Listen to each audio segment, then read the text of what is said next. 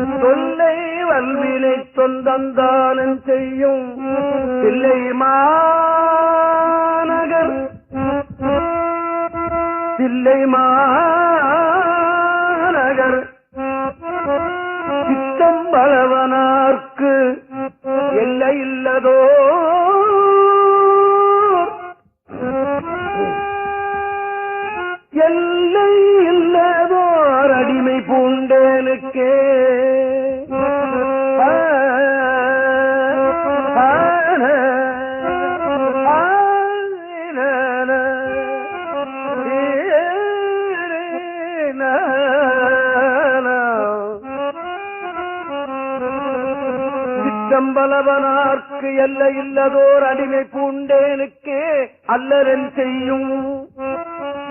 சிற்றம்பலவனார்க்கு எல்லையில்லதோர் அடிமை பூண்டேனுக்கே அருவினை என் செய்யும். சிற்றம்பலவனார்க்கு எல்லையில்லதோர் அடிமை பூண்டேனுக்கே தொல்லை வல்வினை சொந்தந்தான் என் செய்யும் என் செய்யும் என் செய்யும்.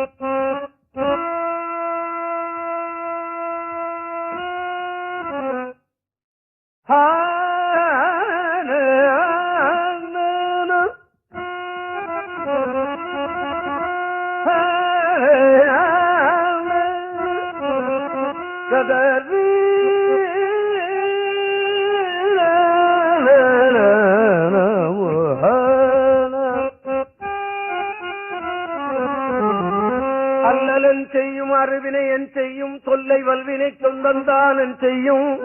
தில்லைமாநகர் சிற்றம்பலவனார்க்கு எல்லையில்லதோர் அடிமை பூண்டேனுக்கே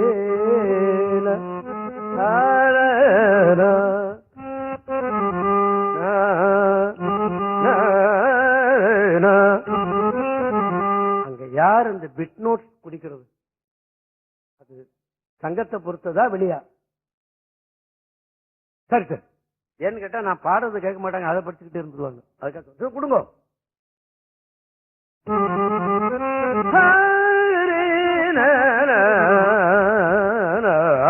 பனைக்கை மும்மத வேடம் உரித்தவன்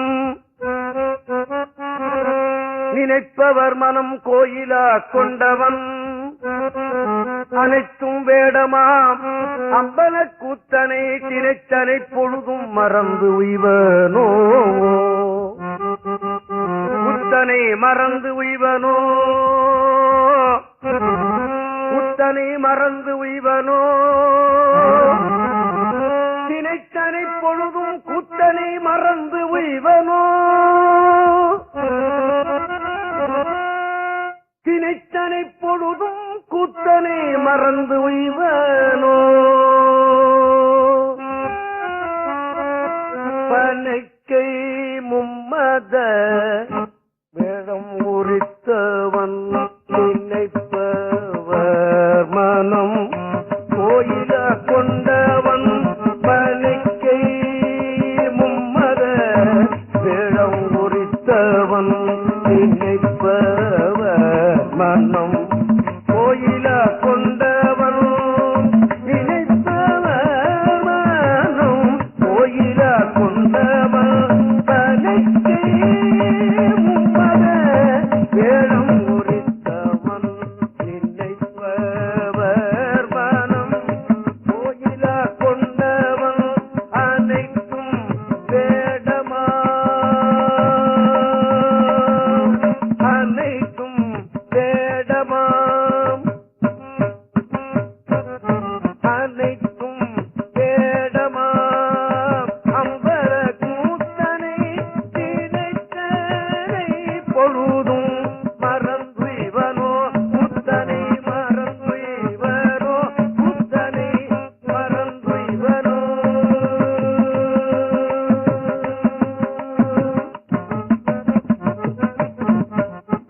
தீர்த்தனை சிவனை சிவலோகனை மூர்த்தியை முதலாய ஒருவனை பார்த்தனுக்கு அருள் செய்த சிற்றம்பல கூத்தனை கொடியேன் மறந்து உய்வனோ கூத்தனை கொடியேன் மறந்து உய்வனோ கட்டும் பாம்பும் கபாலங்கை மான்மறி கிட்டமாய் இடுகாட்டி எரியாடுவான் சிட்டர் வாழ்வில்லை அம்பல கூத்தனை எழுத்தனை பொழுதும் மறந்து உய்வனோ மாணி பால் கரந்தாட்டி வழிபட நீள் உலகெல்லாம் ஆளக் கொடுத்தவன் ஆணியைச் செம்புன் அம்பலத்துள் நின்ற தானுவை தமியேன் மறந்து உய்வனோ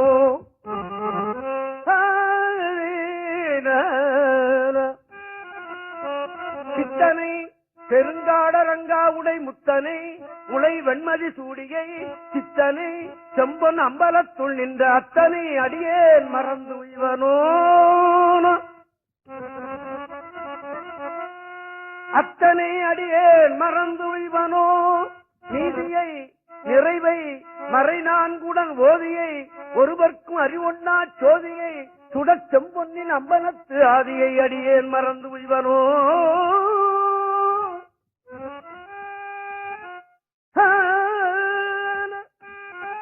ஒரே பொருளைத்தான் வற்புறுத்துறாரு. இல்லை அம்பல கூத்தனை நான் மறந்தால் எனக்கு உய்யுங்கதி கிடையாது. இல்லையா? அவனை மறந்தால் எனக்கு உய்யுங்கதி கிடையாது. இந்த ஒன்னையே தான் 10 பாட்டு விரவ விடுறாரு அவர். ஒரு ஆணியை அடிச்சோம்னா அது ஒரே அடியில அந்த ஆணி சரியா போகுமா? போகாது. 2-3 தடவை அடிக்கணும். அப்புறம் சரியா போச்சுன்னா அப்புறமா ஒரு தட்டு போட்டு இதே தான் செய்திருக்காரு அவர். 10 தடவை சொன்னாத்தான் இந்த பாறை மனத்துக்கு ஏறும்னு நினைச்சாரோ இல்ல தன்னுடைய மனத்தை தான் பாறை மனத்துக்கு ஏறும்னு நினைச்சாரோ என்னமோ 10 தடவை சொல்றாரு. நம்ம பாறை மனத்துக்கு ஏறினா இல்லையா? ஆக என்ன அர்த்தம்? இங்க சிதம்பரத்துக்கு போன்னு கூட அவர் சொல்லல. நீ நினைப்பவர் மனம் கோயிலா கொண்டவன் நினைத்து விட்டே ஆனால் அவன் அங்கே வந்து விடுவான். நினைத்து விடு, நினைத்து விடு. இதை விடவா நமக்கு எளிமையான வழிபாடு தேவை?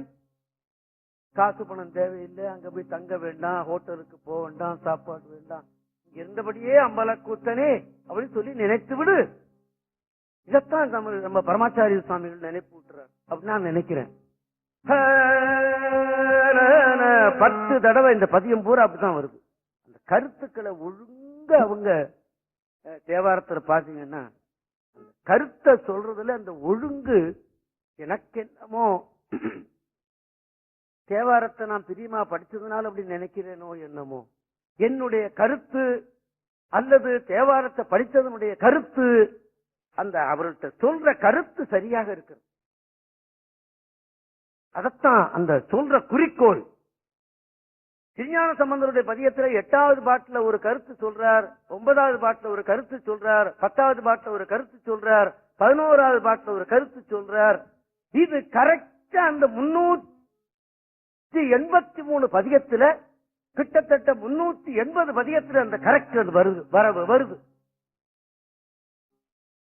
அப்படின்னா என்ன அர்த்தம்? அந்த குறிக்கோள்ல இருந்திருக்கிறார்கள். ஏதோ ஒரு சில பதியத்தை 2 பதியமோ 3 பதியமோ எனக்கு ஞாபகம் அந்த கருத்து சொல்லாதது. ஏன் இப்படி சொல்றார் அப்படின்னு கேட்டா, இந்த பதியத்தை படிக்கிறவனுக்கும் இந்த குறிக்கோள் இருக்கணும் அப்படிங்கிற நினைப்போடுதான் சொல்றார் சாமின்னு நான் நினைக்கிறேன். நீங்க என்ன நினைக்கிறீங்களோ, நீங்க எந்த நினைப்புல நீங்க பாத்தீங்கன்னாலும் உங்களுக்கு அது கிடைக்கும் நிச்சயமாக. அதே மாதிரி இந்த பதியத்துல பாத்தீங்கன்னா 10 பாட்டையும் மறந்து இவனோன்னு அடிச்சு எரிஞ்சிடறாரு. இந்த பாறை மனத்துக்கு ஏற்றுகிறாருன்னு நினைக்கிறேன்.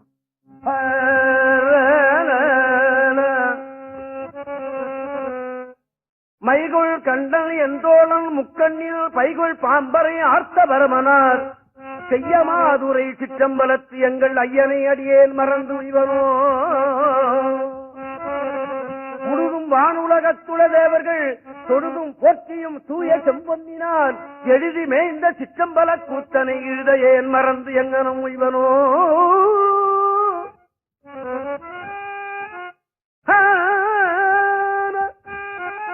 காருலா மலர் கொன்றையந்தாரனை வாருலா முலை மங்கை மணாளனை தேர் உலாவிய தில்லையுள் கூத்தனை ஆர்கிலா முதையடியேன் மறந்து இவனோ ஓங்கு மால்வரை எந்த ருச்சான் சிரம் இங்கி விம்முற உண்டிய தாடினான் தேங்கு நீர்வயல் சூதில்லை கூத்தனை பாங்கில்லா தொண்டனேன் மறந்து இவனோ. இப்ப 10 பாட்டும் சொல்லிட்டேன். தேவாரத்தை இப்படி பதியமா ஓதணும் என்பதுதான் நமது பெரியவர்கள் சொல்லி வச்ச முறை. ஆனா அதுல இருந்து நாம தவறுன்னு சொல்றத விட நான் தவறேன்னு சொல்றதுதான் ரைட்டு. தப்ப உங்க பேர்ல சொல்றதை விட எந்தர்ல ஏற்றுக்கொள்றதுதான் ரைட். ஓதுவார்களாகிய நாங்கள் அந்த தவறை செய்து விட்டோம். அதனால சைவ மக்கள் தமிழ் மக்கள் அந்த 10 பாட்டையும் கேட்கதற்கு வாய்ப்பு இல்லாமலே போய்விட்டது. புத்தகத்தோடு சரி. அதற்கு இப்பத்தான் ஒரு மாறுகாலம் வந்திருக்கிறது. முதல்ல திருவாசகம் முழுதும் பாடிவிட்டேன். நான் அட்வர்டைஸ்மெண்ட்டுக்காக சொல்றீங்க, எண்ணி விடாதீர்கள், தயவு செய்து எண்ணிவிட வேண்டாம். உங்களுக்கு திருவாசகம் பூரா கேட்கணும்னா டேப்பை சுத்தி விட்டுட்டு பேசாம ஈஸி செல்ல படுத்துக்கிட்டு கேட்கலாமே. சுந்தர தேவாரம் பூரா கேட்கலாமே. திருஞான சம்பந்தர் தேவாரம் பூரா இப்ப இந்த மாசம் முடித்து விடுவேன். ஆண்டவன் திருவருள். இன்னும் 5 பதியம் பாக்கி. 383 பதியத்துல 96 கேசட், 91 பாடிவிட்டு 5 கேசட், 20 பதியம் பாக்கி. 20 பதியம் பாடி விட்டேன்னு சொன்னா திருஞான சம்பந்தர் தேவாரம் பூரா நீங்க டேப்ல கேட்டுலாம். பரமசிவன் அப்படி ஒரு பரங்கருணை உங்களுக்கு செய்திருக்கிறான். ஆமா, என்னை கூட நான் கூட பாடிவிட்டேன் என்று நான் சொல்லிவிட மாட்டேன். என்னை அவன் பாட செய்திருக்கிறான், அவ்வளவுதான். ஆமா, தயவு செய்து நீங்க வாங்கி கேட்டு விடுங்கள். இன்னொரு சந்தர்ப்பம் நமக்கு கிடைக்கும்னு சொல்ல முடியாது. ஆம்,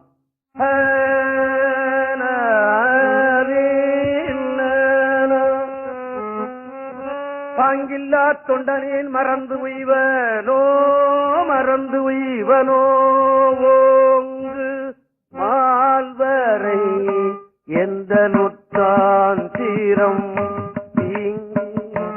இம்முற முந்திய காணி நான் பாங்கி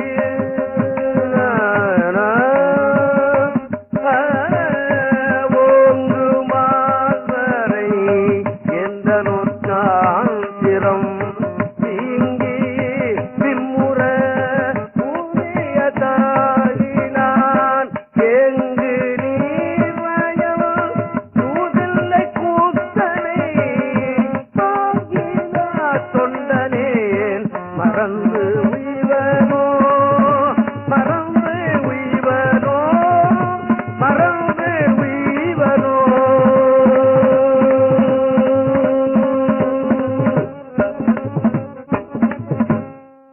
விஞ்ஞான சம்பந்தமூர்த்தி தேவாரத்துல 8வது பாட்டுல ஒரு கருத்து சொல்லுவார். நான் இப்ப சொல்லிவிட்டேன், மீண்டும் ஒரு தடவை சொல்றேன். 9வது பாட்டுல ஒரு கருத்து சொல்லுவார். 10வது பாட்டுல 8, 9, 10 10வது பாட்டுல ஒரு கருத்து சொல்லுவார். 11வது பாட்டுல ஒரு கருத்து சொல்லுவார். அது என்ன என்பதை நான் பின்னால உங்களுக்கு நினைவூட்டுவேன். அது தவறதே இல்லை. 2-3 பதியம் தான் அப்படி மாறி இருக்கிறது. அதே மாதிரி திருநாவுக்கரசருடைய பதியத்துல கடைசி பாட்டுல இராவணனுக்கு அருள் செய்த தன்மை இருக்கும்.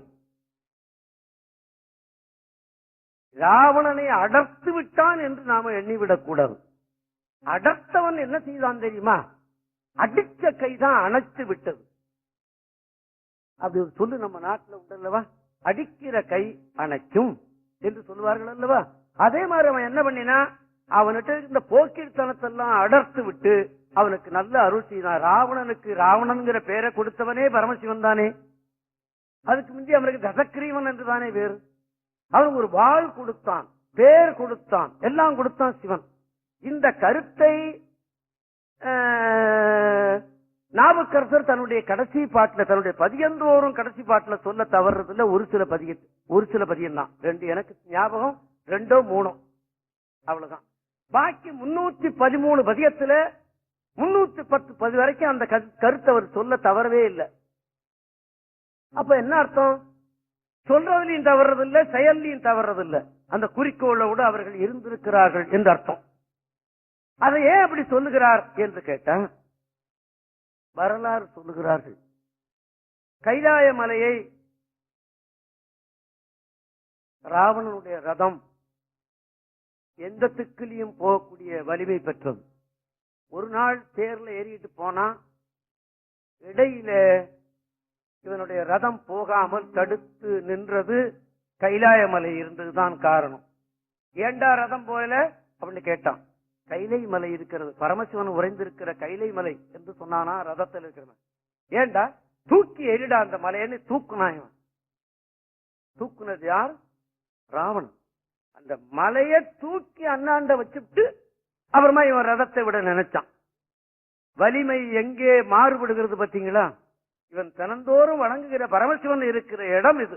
இரவு 12 மணிக்கு எனக்கு வேண்டியவர் ஒருத்தர் வந்து பெல் அடிச்சா ஒத்துக்கோனா, பைத்தியக்காரன் 12 மணிக்கு யாரோ அடிக்கிறான்டா அப்படின்னு சொல்லிக்கிட்டான் போய் கதவை திறப்பேன். நான் என்ன, நீங்க கூட அப்படித்தான் அல்லவா? மலையை யாரோ தூக்குறான்டா அப்படின்னு பார்த்த போது பரமசிவனுக்கு தெரிகிறது தூக்குறமா இந்த தசக்கிரீவன் தூக்குறான். இவன் ரதத்து போவதுக்காக வேண்டி மலையை தூக்குறானா அப்படின்னு சொல்லிட்டு இந்த விரல் நுதியைத்தான் அந்த மலை மேல வச்சாராம். நாவுக்கரசர் கரெக்டா சொல்றார். மலித்து ஊண்டினானேல் மறித்து நோக்கில்லை என்றேம்பார். இந்த கால் அப்படி வைக்கும் போது சும்மா அப்படி வச்சார தவிர மலித்து வைக்கல, அழுத்தமாக வைக்கலையா அந்த விரலை. அத சொல்லுவார் அப்பசாமி.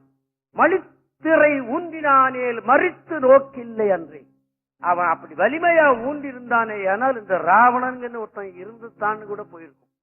ஒண்ணுமே இருந்திருக்காது, சுத்தமா போயிருப்பான். கொஞ்சமா அப்படி வச்சார், இந்த 10 தலையும் தனியா ஓடி போச்சு, கையெல்லாம் தனியா போச்சு, ஓன்னு அழுதுகிட்டு இருக்கிறான்.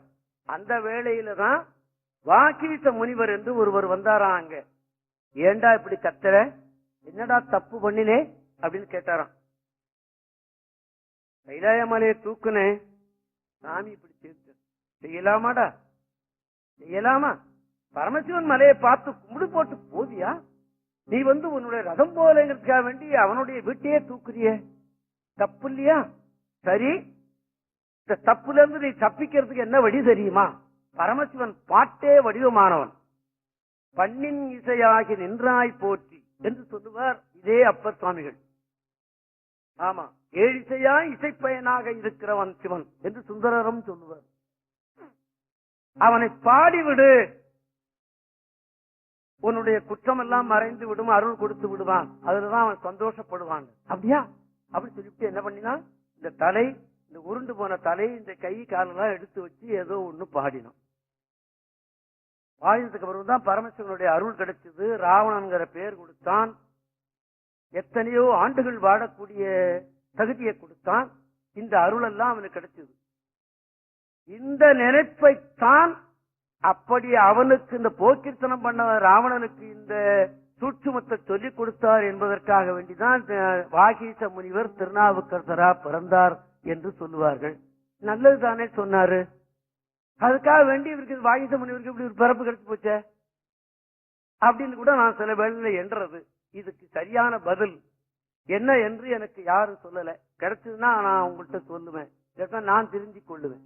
ஆக நல்லதுக்கு தானே சொன்னார், ஒரு உயிர் ஈடேற்றத்துக்கு தானே சொன்னாரு அந்த வாகீச முனிவர்.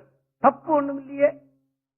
அந்த நினைப்புக்காக வேண்டிதான், அந்த சொல்லுக்காக வேண்டிதான் வாகீசர் வாகீசர் என்பவருக்குத்தான் திருநாவுக்கரசர் என்று இங்கே வந்து பிறந்தார் என்று சொல்லுகிறார்கள். அந்த நினைப்பினாலதான் தன்னுடைய பதிகந்தோறும் கடைசி பாட்டுல இந்த நிகழ்ச்சிக்காக அல்லவா எனக்கு பிறவி கொடுத்தாய் பரமசிவனே என்று எண்ணி பாடுகிறார் என்று சொல்லுகிறார்கள். சொன்ன இடம் ஒன்னே ஒண்ணு சொல்லி பார்ப்போமா?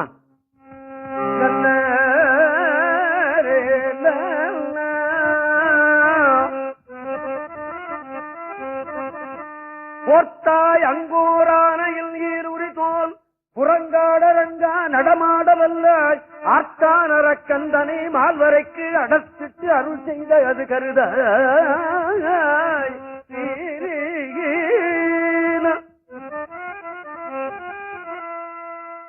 ஆட்டான் அரக்கன் தனை மால்வரைக்கு அடச்சிட்டு அருள் செய்த அது கருதாய். அவனுக்கு அருள் செய்தாயே, நான் இப்ப வயத்து வலி என்னால தாங்க முடியலையே, எனக்கு இந்த அருளை கொடுத்து விடு சுவாமி கேட்கிறார். வேர்த்தும் புரண்டும் விழுந்தும் எழுந்தால் என் வேதனையான விலக்கீட. நாவுக்கரசர் தனக்கு இருந்த சூளை நோய், அதாவது வயிற்று நோய், அந்த நோய் தாங்க முடியாத நிலையில இந்த பதியத்தை பாடினார். இந்த கருத்தையும் சொல்லிவிட்டார். அதுல கடைசியில் அவர் சொல்றது, எனக்கு இந்த நோய் இருக்கும்போது வேர்த்து போகுது உடம்பெல்லாம், என்னால வலி தாங்க முடியல, கரையில கடந்து கட கட கட கட கடன்னு பெறல்றேன், அப்படியே என்னுடைய நோயை தீர்க்கலையே அப்படின்னு கடைசி பாட்டுல சொல்றார். வேர்த்தும் புரண்டும் விழுந்தும் எழுந்தால் என் வேதனையான விலக்கீழ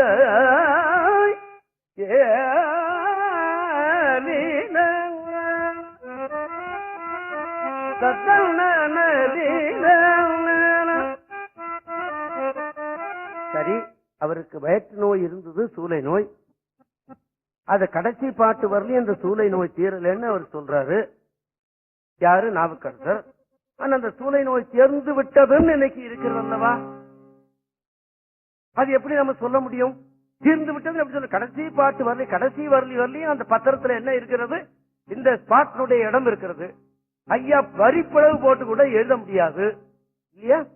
அப்ப எப்படி இந்த அவருக்கு இந்த நோய் போச்சுன்னு தெரியும் அப்படின்னு கேட்டா, தெய்வ சேக்கிழார் பெருமான் அவர் கொடுத்த பிச்சை. அவர் என்ன பண்ணினார் தெரியுமா? தேவாரத்தை எழுத்து எழுத்தா எண்ணி படித்திருக்கிறார் தெய்வ சேக்கிழார் பெருமான். இந்த வரலாறு எழுதும் போது இல்ல இவர் படித்தாரா இல்லது அந்த தில்லையம்பர கூத்தன் அவருக்கு உணர்த்தினானா, அது உங்களுடைய எண்ணத்துக்கு நான் விட்டுறேன். ஆக என்ன பண்ணினார் நாவுக்கரசர்? எங்கேயோ ஒரு பதிகத்துல ஒரு சொல், சூலை தீர்த்து என்னை ஆட்கொண்டார் என்று சொல்லிவிட்டார். 313 பதிகத்துல ஒரு இடத்துல 2 வரி வருது, 2 பதம் வருது. இந்த பதத்தை மிக நுணுக்கமாக தெய்வ சேக்கிழார் பெருமான் பார்த்திருக்கிறார். பார்த்து விட்டு எழுதிவிட்டார், சூளை நோய் அவருக்கு தீர்ந்து விட்டது அப்படின்னு எழுதிவிட்டார். ஆமா, அந்த எந்த பதத்தை சேக்கிழார் பெருமான் படித்தார் அந்த பாட்டை நான் உங்களுக்கு நினைவூட்டுறேன். பென்சில் இருந்தா பேனா இருந்தா எழுதி கொள்ளுங்கள். மூடிக்கொண்டார் முளை இளவல் திங்களோடு மூசும் இளனாக உடனாக கொண்டு அடிகொண்டார் சிலம்பு அலம்பு கடலும் ஆர்ப்ப அடங்காத முயலகனை அடுக்கீழ் கொண்டார் வடி கொண்டார்ந்து இளங்கும் மடு வலங்கை கொண்டார் மாலை இடப்பாதத்தை மருவக் கொண்டார் துடி கொண்டார் கங்காளம் தோல் மேற்கொண்டார் சூலை தீர்த்து அடியேனே ஆட்கொண்டாரே. இந்த திருத்தாண்டகத்துல வர்ற ஒரு பகுதி, இந்த ஒரு இடத்தை தவிர நாவுக்கரசர் தேவாரத்துல எங்கேயாவது சூலை நோய் தீர்த்தான்னு வரவே இல்லை. நோய் தீர்த்தான் என்று வருகிறதெல்லாம் பிறவி நோய் கூட சொல்லிவிட முடியும் இல்லையா? ஆமா, அது பர்டிகுலரா இந்த சூலை நோயில் சொல்ல முடியாது. இங்க சூலை தீர்த்து ஆட்கொண்டாரேங்கிறது நிச்சயமா வந்து விட்டது. இந்த வரியை பார்த்து விட்டுதான் தெய்வ சேர்க்கிறார் பெருமான் அவருக்கு சூலை நோய் தீர்த்து விட்டது அப்படி. ஆமா, இப்படி இந்த ராவணனுடைய வரலாறு அப்பர் சுவாமிகள் தேவாரத்துல இந்த கடைசி பாட்டுல நிச்சயமாக இருக்கும். விடுபட்ட பதியம் ஒன்னே ஒண்ணு எனக்கு இப்ப நினைப்புக்கு வருது. எது தெரியுமா? சொற்றுணை வேதியன்ல கடைசி பாட்டு உங்களுக்கு நினைவிருக்கிறதா? நான் சொல்றேன். மாப்பிணை தழுவிய மாதோர் பாகத்தன் உப்பிணை திருந்தடி பொருந்த கை தோழ நாப்பிணை தழுவிய நமச்சிவாய பத்து எத்தவல்லார் தமக்கு இடுக்கல் இல்லையே. இந்த பதியத்தில் விட்டிருக்க. இந்த பதியத்தில் அவர் விட்டாரா சிவன் அவரை விடச் செய்தானா? ஆமா, செய்ததெல்லாம் அவன் தானே. அவன் தானே செய்கிறான், அவன் தான் பாடு வைக்கிறான். இவங்களா பாடுறாங்க? இல்ல, கிடையாது, அவன் பாடு வைக்கல. இது ஒரு பதியம். இன்னொரு பதியம். வஞ்சித்தன் விலை கவர்ந்தான் வாரானே ஆயிடனும் பஞ்சிக்கா சிறகன்னம் பறந்தார்க்கும் படனத்தான் அஞ்சி போய் கலிவெளியே அழலோம்பும் அப்பூதி குஞ்சி பூவா என்ற சேவடியாய் கோடியே. இந்த பதியத்திலே இல்ல. இப்படி எனக்கு ஞாபகம் 2 பதியமோ 3 பதியமோ தான். வஞ்சித்தன் விலை கவர்ந்தான் வாரானே ஆயிடினும் பஞ்சிக்கா சிறகன்னம் பறந்தார்க்கும் படனத்தான் அஞ்சி போய் கலிமெலிய அடலோம்பும் அப்பூதி குஞ்சிப்பூவா என்று சேவடியாய் கூடிய. இது 2 பதிகமும் மிக இக்கட்டான நிலையில அவர் அழுதி செய்த பதிகம். ஒண்ணு, கல்லுல அவரை கட்டி கடல்ல தூக்கி போட்ட போது நினைப்பு பூரா தன்னுடைய உயிரை ஈடேற்றிக் கொள்ளணும், இந்த உடலை காப்பாற்றிக் கொள்ளணும், சிவனுடைய அருள் கிடைக்கணுங்கிற நோக்கத்தோடு இந்த நமச்சிவாய திருப்பதிகத்தை அவர் பாடியிருப்பார் போலும். அதனால இந்த வரலாறு சொல்லுவதற்கு விட்டு போச்சு. அதே மாதிரி அங்கே இந்த திருப்படனத்துல அந்த குழந்தை, இறந்து போன குழந்தையை அவர் எழுப்பணும். எழுப்புன போது இந்த வரலாறு சொல்ல விட்டிருக்கிறார். 2 இக்கட்டான இடம் பார்த்தீங்களா? அதனாலதான் அவர் விட்டிருப்பார், அல்லது சிவன் விட செய்திருப்பான் என்று நாம் அவன் எண்ணிக்கொள்ளுவோம் என்று சொல்லி, சென்ற மாதம் ராஜராஜ சோழன் அந்த பெண்ணை கூப்பிட்டு, எருக்கத்தம்புரி ஒரு பெண்ணை கூப்பிட்டு இந்த பதிகமெல்லாம் எப்படி பாடுவது என்று சொல்லி அந்த பெண்ணை சக்கர உபசாரமாக உட்கார வச்சு தில்லை அம்பல கூட்டம் சந்நிதியிலே ஒவ்வொரு பதிகமா பாடச் சொல்லி கேட்கிறான் ராஜராஜ சோழன். அந்த பகுதியில் நாம இருக்கிறோம் இல்லையா? ஆமா. அதுல புறநீர்மை காந்தாரம், பேந்தை காந்தாரம், கௌசிகம் நான் சென்ற மாதத்துல நமச்சிவாய திருப்பதிகம் நான் ஒரே ஒரு பாட்டு சொல்லி காட்டினேன் உங்கள்கிட்ட இல்லையா? ஆமா. நமச்சிவாய மந்திரத்தினுடைய பெருமை திருஞான சம்பந்தர் 2 பதியம் பாடியிருக்கார். நமச்சிவாய மந்திரத்தை அது எப்படி உயர்வு என்று. அப்பர் 1, சுந்தரர் 1.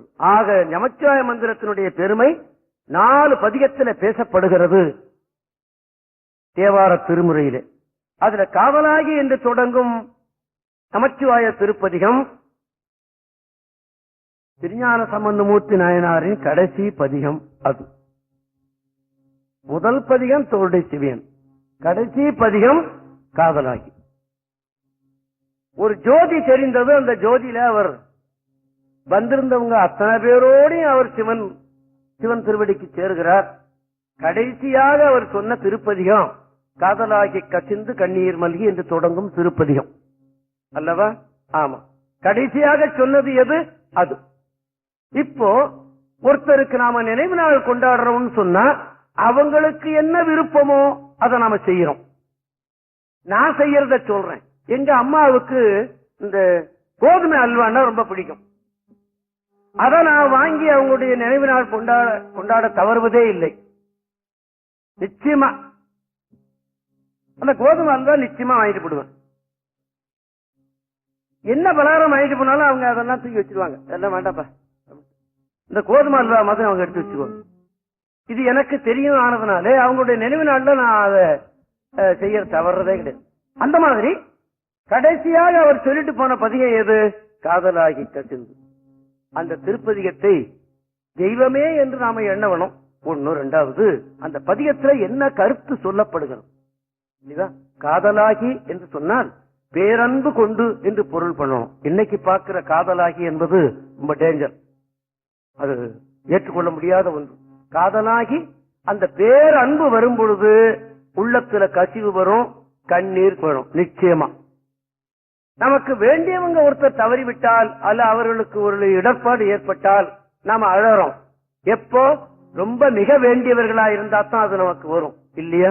அந்த மாதிரி நமக்கு இந்த உடலை கொடுத்தானே, உணர்வை கொடுத்தானே, உலகத்தில் இருப்பதெல்லாம் அவன் கொடுத்ததுதானே என்று எண்ணும் பொழுது உள்ளத்தில் நெகிழ்ச்சி வரும், கண்ணீர் வரும். நிச்சயமா வரும். அதத்தான் சாமி சொல்றாரு, காதலாகி கசிந்து கண்ணீர் மல்கி ஓதுவார் தம்மை நன்னறிக்கு வைப்பது. ஒரு பெண் சொன்னா, எங்க வீட்டுல 3 பேர் குருடு,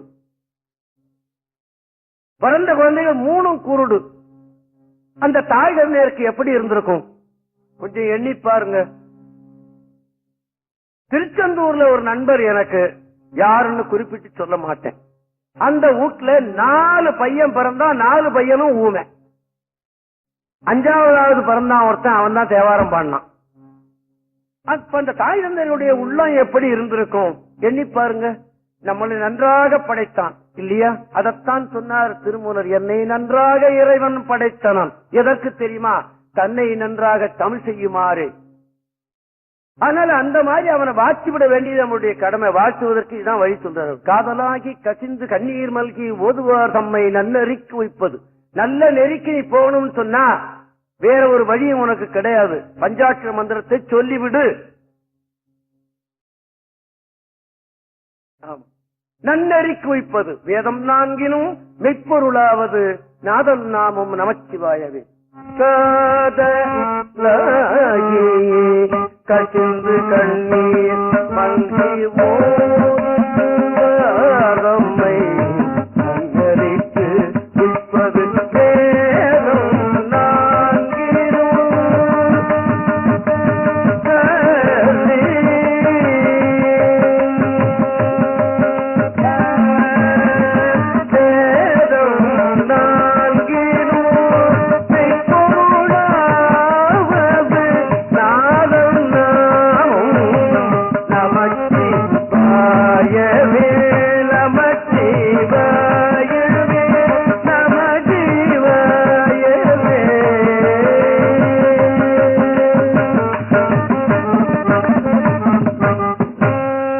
அடுத்த பாட்டுல இந்த நமச்சிவாய மந்திரத்தை நீ ஓதினியானால் உன்னுடைய நாக்கு இனிக்கும், வாக்கு இனிக்கும், உன்னுடைய குடும்பம் இனிக்கும் உனக்கு.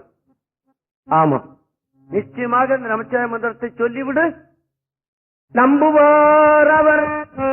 அதுல சாமி ஒரே ஒரு சொல்லு போட்டார், உனக்கு நம்பிக்கை இருக்காடா? இதுல நம்பிக்கை வச்சு செய்து விடு. ஆமா, வாரியார் தான் சொல்லுவாரு, மணியார் பாரத்தை கொண்டு கொடுத்து 1000 ரூபாய் பணத்தையும் கொடுத்து கமிஷனையும் கொடுத்தான், ஒரு ரசீது கொடுத்துட்டான். வாங்கிட்டு பேசாம வந்துருவதா, என்ன சார் இந்த பணம் கண்டிப்பா உங்களுக்கு கொடுத்து விடுவீங்களா நீங்கன்னு போய் கேட்டான்னா போடா வெளியிலேன்னு சொல்லுவான். இப்படி கேட்கறது தப்பு தெரியுமா அப்படின்னு வாரியார் தான் இல்லையா? இல்ல நம்ம இந்த மணியார் பாரம் போற இடத்துக்கு நம்ம ஓட முடியுமா? அந்த நம்பிக்கையோடு செய்துவிடு. நம்புவார் அவர் நாவின் அவித்தினால் பம்பு நான் மலர்வார் மது ஒப்பது. பம்பு என்பது வாசனை. இந்த இடத்துல வம்புவானான் மலர் பார்மது ஒப்பது செம்பனார் திலகம் உலகுக்கு எல்லாம் நம்ம நாமம் நமச்சிவாயவே.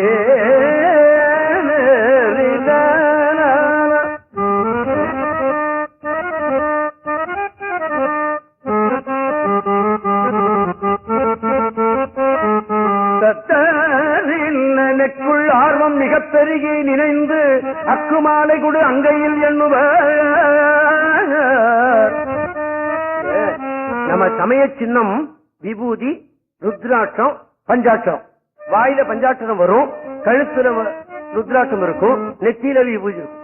இது மூணுக்கும் நல்ல தொடர்பு இருக்கிறது இல்லையா?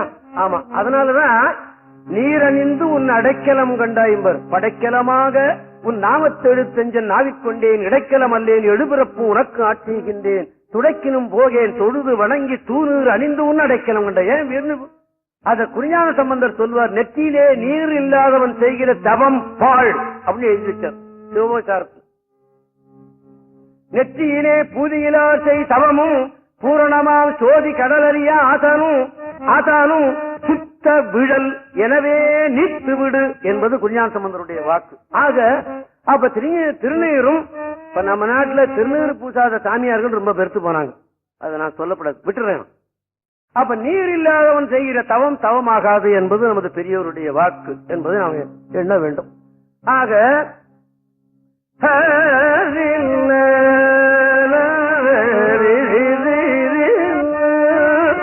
அப்படி இந்த பஞ்சாட்சரத்தை சொல்லும் போது இந்த ருத்ராட்ச மாலையை வச்சு எண்ணி விடு, அதுக்கு அது தொடர்பு இல்லையா? ஆமா. அக்கு மாலை கொடு அங்கையில் எண்ணுவார்.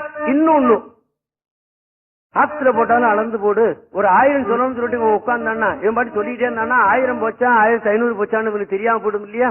அதனால எண்ணிக்கும். அப்படி சரி ஐயா, ருத்ராட்ச மாலை இல்ல. இப்ப நான் பஸ்ல ஏறின ருத்ராட்ச மாலை எடுத்துக்கிட்டு வர மறந்து போச்சு, பஞ்சாட்சரம் சொல்லணும்னு நினைக்கிறேன், என்ன பண்ணலாம்?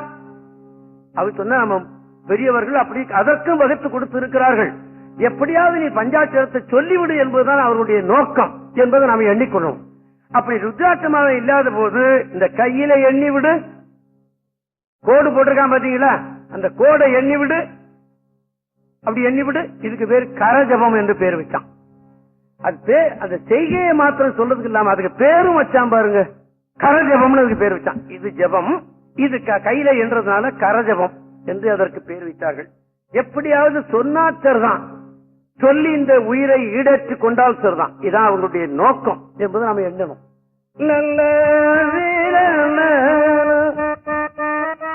நெக்குள் ஆர்வம் மிக பெருகி நினைந்து அக்குமா, இந்த நினைந்து என்பதுதான் சிவனை, அவனை நினைத்து விடு என்பதுதான். நினைந்து அக்குமாலை கொடு அங்கையில் எண்ணுவார் தக்கவானவர தகுவிப்பது நக்கன்னாமும் நமச்சிவாயவே. மனிதனாக பிறந்த நீ தேவனாக கூட ஆக முடியும், சொல்லிவிடு என்பதுதான் நமது சமயாச்சாரி சாமியுடைய நோக்கம். இயமன் தூதரும் அஞ்சுவர்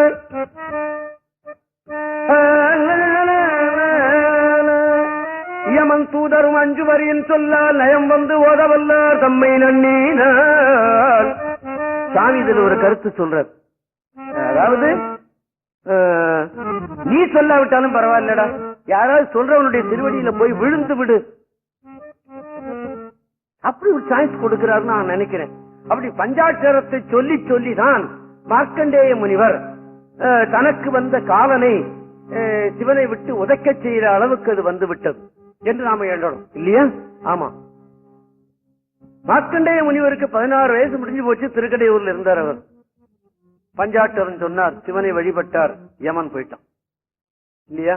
ஆமா. அதத்தான் இங்க நினைவூட்டுறார் நான் நினைக்கிறேன். யமன் தூதரும் அஞ்சுவர் சொல்லார் நயம் வந்து ஓதவல்லார் தம்மை நன்னினால் யமன்தான் நினைவார்க்கினியான் நெற்றிலேனம் நாமம் நமச்சிவாயவே.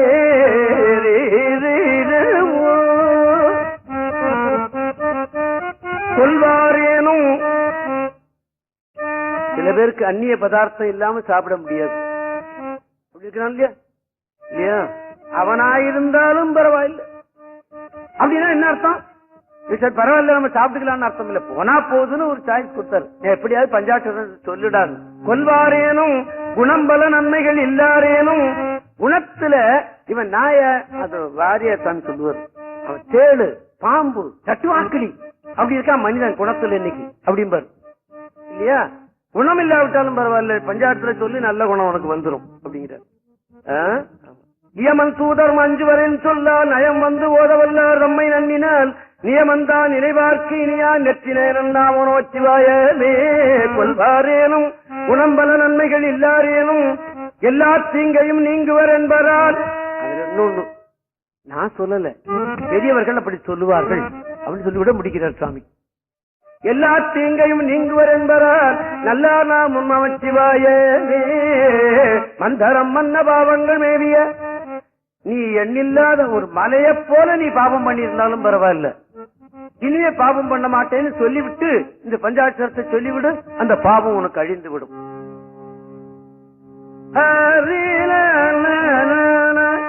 மந்தரம் மன்ன பாவங்கள், மந்தரம்னா மலை, மந்தரம் மன்ன பாவங்கள் மேவிய பந்தனையவர் தாமும் பகர்வரையில் சிந்தும் வல்வீனை. மோட்ச சாம்ராஜ்யம்னு ஒண்ணு சொல்றாங்கல்ல, மோட்ச சாம்ராஜ்யம், அதுக்கு செல்வம்னு பேர். இந்த ரிசர்வ் பேங்க் கடிதாசி வருதே, கடிதாசி அல்லது காயின், இதுக்கும் பொருள்னு பேர் இல்லையா. இந்த செல்வத்தையும் கொடுப்பான், அந்த செல்வத்தையும் கொடுப்பான்டா உனக்கு. ஆமா நிச்சயமா, இதையும் கொடுப்பான் அதையும் கொடுப்பான் அப்படின்னு சொல்ற சாமி. இதற்கு எங்க விடை இருக்கிறது அப்படின்னு கேட்டா, திருவிசைப்பாகிற ஒரு பாடல்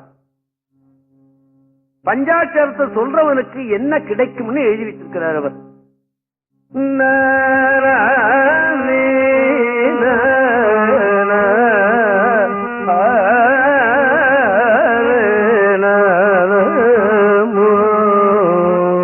அற்புத தெய்வம் இதனின் மற்றுண்டே அன்பொடு தன்னை அஞ்செழுத்தின் சொற்பதத்துள் வைத்து உள்ளம் அள்ளூரும் தொண்டருக்கு. சொல்றத ஒருத்தனுக்கு சாதம் போடும்போது தொலைச்சுக்கடா அப்படி சில பேர் போடுவான் பாத்தீங்களா. கொடுக்கும் போது கூட என்ன பண்ண, ஏய் எடுத்துக்கிட்டு ஒழிடா தொலைச்சுக்கடா இத அப்படிமா. அப்படி சொல்லாதே, உள்ளத்துல மகிழ்ச்சியோட சொல்லிவிடு அந்த பஞ்சாட்சர மந்திரத்தை. உள்ளமல்லூரும் தொண்டருக்கு என் திசை கனகம், 8 திசையில் இருக்கிற கனகங்கள், 8 திசையில் இருக்கிற முத்தும் மணியும் உனக்கு வந்து சேருமடா. என் திசை கனகம் பற்பத குவையும். உன் வீட்டுல இந்த காசு மாத்தம் நினைக்காத, மூளைக்கு மூளை வைடூரியமும் வைரமும் முத்துக்களும் குவிச்சு கிடக்கும். இதை விட என்ன சொல்லணுமா என்ன? அற்புத தெய்வம் இதனில் மற்றுண்டே அன்போடு தன்னை அஞ்சொலிக்கும் சொற்பதத்துள் வைத்து உள்ள மல்லூரும் தொண்டருக்கு என் திசை கனகம் பற்பன குவையும் பைம்பொன் மாளிகையும். பொன்னால செய்த மாளிகை கிடைக்குமாடா உனக்கு? கேவலம் ஒரு இந்த ஓட்ட வீடா கிடைக்கும்? தென்னங்கீத்து ஓடு கிடையாதுடா. பைம்பொன் மாளிகை கிடைக்கும். பவளமாய் அவர் மனை முனையும்.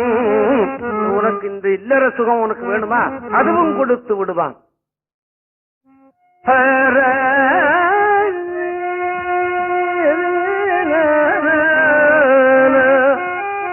பற்பத குவையும் பைம்பொன் மாளிகையும் பவளவாய் அவர் மனை முலையும் கற்பக பொழிலும் முழுதுமாம் கங்கை கொண்ட சோழேச்சரத்தாலே.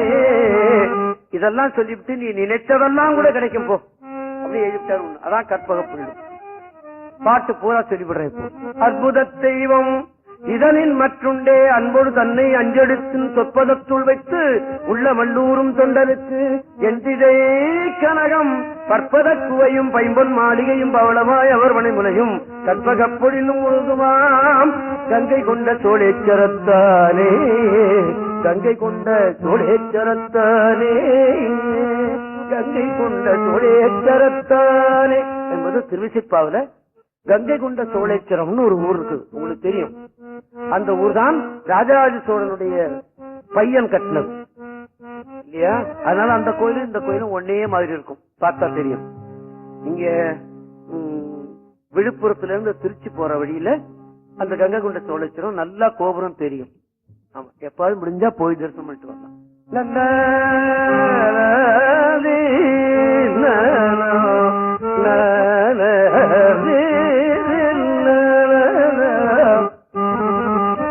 நரகம் ஏழ்புக நாடினராயினும் உரை செய்வாயினராயில் உருத்திரர் விரவியே புகுவித்ததும் என்பதால் வரதன் நாமும் நமச்சிவாயமே. களவு, குத்தி, திருட்டு, என்னமோ ஒண்ணும் அது நமக்கு தெரியாது, நம்ம செய்யறது இல்லாததுனால தெரியறது இல்லை. ஆக இதெல்லாம் இந்த பாவம். இந்த பாவம் செய்யறவன் நரகத்துக்கு தான் போவான்னு சொல்றான். நான் எண்ணி பாக்குறேன், நம்ம நாட்டுல ரொம்ப பேர் அதுக்கு ரிசர்வ் பண்ணி வச்சிருக்கிறான்னு நினைக்கிறேன். ஆமா, அந்த பாதகத்துக்கு அளவில்லாம செய்துகிட்டு இருக்கிறார்கள். மனிதன்கிற எண்ணமே இல்லாமல் போய்விட்டது.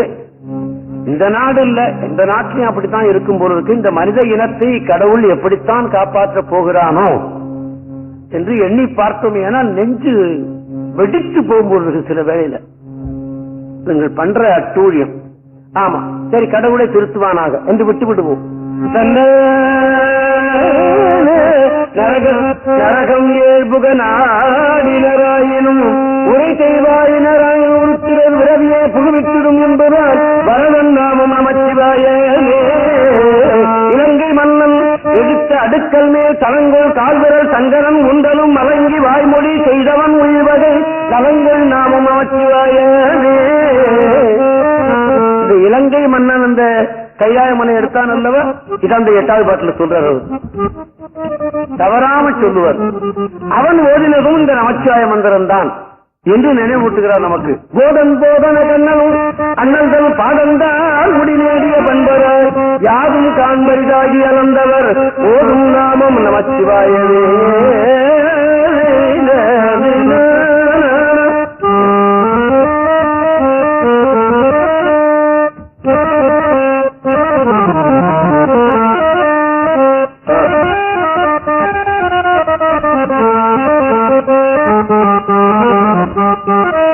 கஞ்சி மண்டையர் கையிலும் கையர்கள் வெஞ்சொல் மிண்டர் விரவிலர் என்பர் விஞ்சை அண்டர்கள் வேண்டாம் செய் நஞ்சும் கண்டன் நமச்சிவாயவே. நந்தி நாமம் நமச்சிவாய என்னும் தந்தை ஞான சம்பந்தன் நமச்சிவாய என்னும் தந்தை ஞான சம்பந்தன் தமிழான சம்பந்தன் தமிழான சம்பந்தன் தமிழான சம்பந்தன் தமிழான சம்பந்தன்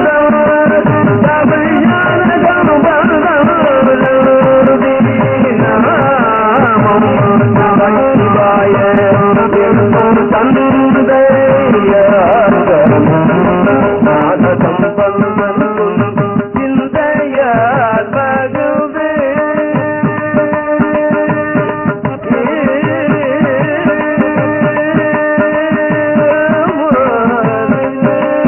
சிந்தையார் மகிழ்ந்து ஏற்றவல்லாது நாம் சிந்தையார் மகிழ்ந்து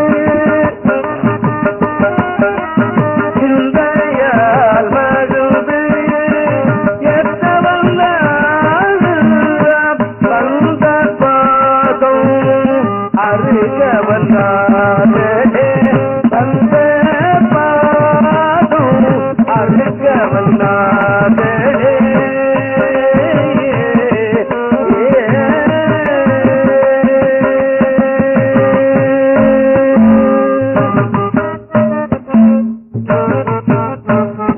இன்னொரு பொருள். நமச்சிவாய மந்திரத்துக்கு இப்படி ஒரு விளக்கம் சொல்லிவிட்டு சுவாமி இந்த பதியத்தை ஓதுறவங்களுக்கும் பிறப்பு அருந்துவிடும் என்று சொல்லியிருக்க. நிச்சயமாக அந்த திருஞான சம்பந்தருடைய பதியத்தில கடைசி பாட்டு திருக்கடை காப்பு என்று சொல்லப்பெறும். நான் முன்னையே உங்களுக்கு நினைவூட்டிருக்கேன். இன்னைக்கு திருஞான சம்பந்தர் பாடியது, திருநாவுக்கரசர் பாடினது, சுந்தரர் பாடினது மூணையுமே தேவாரம்னு நாம சொல்றோம் இன்னைக்கு. ஆனா ஆதியில எப்படி இருந்திருக்கிறதுன்னு கேட்டா, திருஞான சம்பந்தர் பாடிய தேவாரம் முழுதும் திருக்கடைக்காப்பு என்ற பெயரோடு இருந்திருக்கிறது. திருநாவுக்கரசர் பாடியதுதான் தேவாரம், சுந்தரர் பாடியது திருப்பாட்டு என்று இருந்திருக்கிறது. இன்னைக்கு நாம தகுதியை பார்த்தோ என்னமோ தெரியல, எல்லாமே தேவாரம் என்று சொல்லிவிடுகிறோம். பரவாயில்லை. சுவாமி இந்த பதிகத்தை இப்படி ஒவ்வொரு பதிகமும் அவர் சொல்லுவார். அவர் ஒவ்வொரு பதிகமும் இந்த பதிகத்தை ஓதுறவனுக்கு என்ன பலன் கிடைக்கும்னு எழுதி வைப்பார் நிச்சயமாக. ஆமா, எம்பிரான் எனக்கு அமுதம் ஆவானோ என்று ஒரு திருப்பதிகம் இருக்கிறது, சீர்காழி திருப்பதிகம். அதுல என்ன சொல்றார் அவர்? தன்னடைந்தார்க்கு இன்பங்கள் தருவானை தத்துவனை கண்ணடைந்த மது பிரவபுரத்துறையும் காவலனை முன்னடைந்தான் சம்பந்தன் மொழி பத்தும் இவை வல்லார். இந்த 10 பாடலை பாடக்கூடிய தகுதி உடையவர்கள் மொழி பத்து வல்லார் பொன்னடைந்தார் போகங்கள் பலகடைந்தார் புண்ணியரே என்று முடிக்கிறார் சுவாமி. பொன் கிடைத்து விடும், சில பேருக்கு பணம் இருக்கும், வசதி இருக்கும், எல்லாம் இருக்கும். அந்த வசதியை அனுபவிக்க வேண்டிய பிராப்தி இருக்காது. எனக்கு இந்த ரெட்டில்ஸ் ஒரு ஊருக்கு பாருங்க, அந்த ஊர்ல எனக்கு ஒரு நண்பர், அவருக்கு 7 ரைஸ் மில்ல என்னமோ இருக்கு. அவர் சாரட்டு 6 மணி ஆனா 6ல இருந்து 8 ஒரு ரைஸ் மில், 8ல இருந்து 10 ஒரு ரைஸ் மில், 10ல இருந்து 12 ஒரு ரைஸ் மில், 12ல இருந்து ரைஸ் மில், இப்படி பொழுது விடிய வரைக்கும் ஒவ்வொரு ரைஸ் மில்லா போயிட்டே இருப்பாரு. இந்த வீட்டுல ஒரு பெரிய ஹாலே அவர் ஏர் கண்டிஷன் பண்ணிருக்காரு. அதுல யார் படுத்து தூங்குறா தெரியுமா? வேலைக்காரன், இந்த கூட்டுறவ எல்லாம் படுத்து தூங்குறா. இவர் ஒவ்வொரு ரைஸ் மில்லா அங்க தவிடு சாப்பிட்டு இருக்காரு. காய்ச்சல் சேகரம் இல்லைன்னு சொன்னா அதை அனுபவிக்க வேண்டிய பிராப்தி ராத்திரில அவர் படுத்து நல்லா கொரட்டை விட்டு தூங்குறதுக்கு அவருக்கு கொடுத்து வைக்கிற. இந்த காசுன்னு நினைச்சுக்கிட்டு தொழில் என்று நினைச்சுட்டு அங்கேயே போயிடுறார் இல்லையா? பொன்னடைந்தார் போகங்கள் பலகடைந்தார். அதை அனுபவிக்க வேண்டிய பிராப்தி மாத்திரம் இல்ல, எப்போதுமே சொல்றேன், பொன்னும் போகமும் ஒருத்தனுக்கு வசதியா கிடைத்து விட்டா தீமை தான் செய்வான், அவன் நல்லவனாகவே இருக்க மாட்டான்.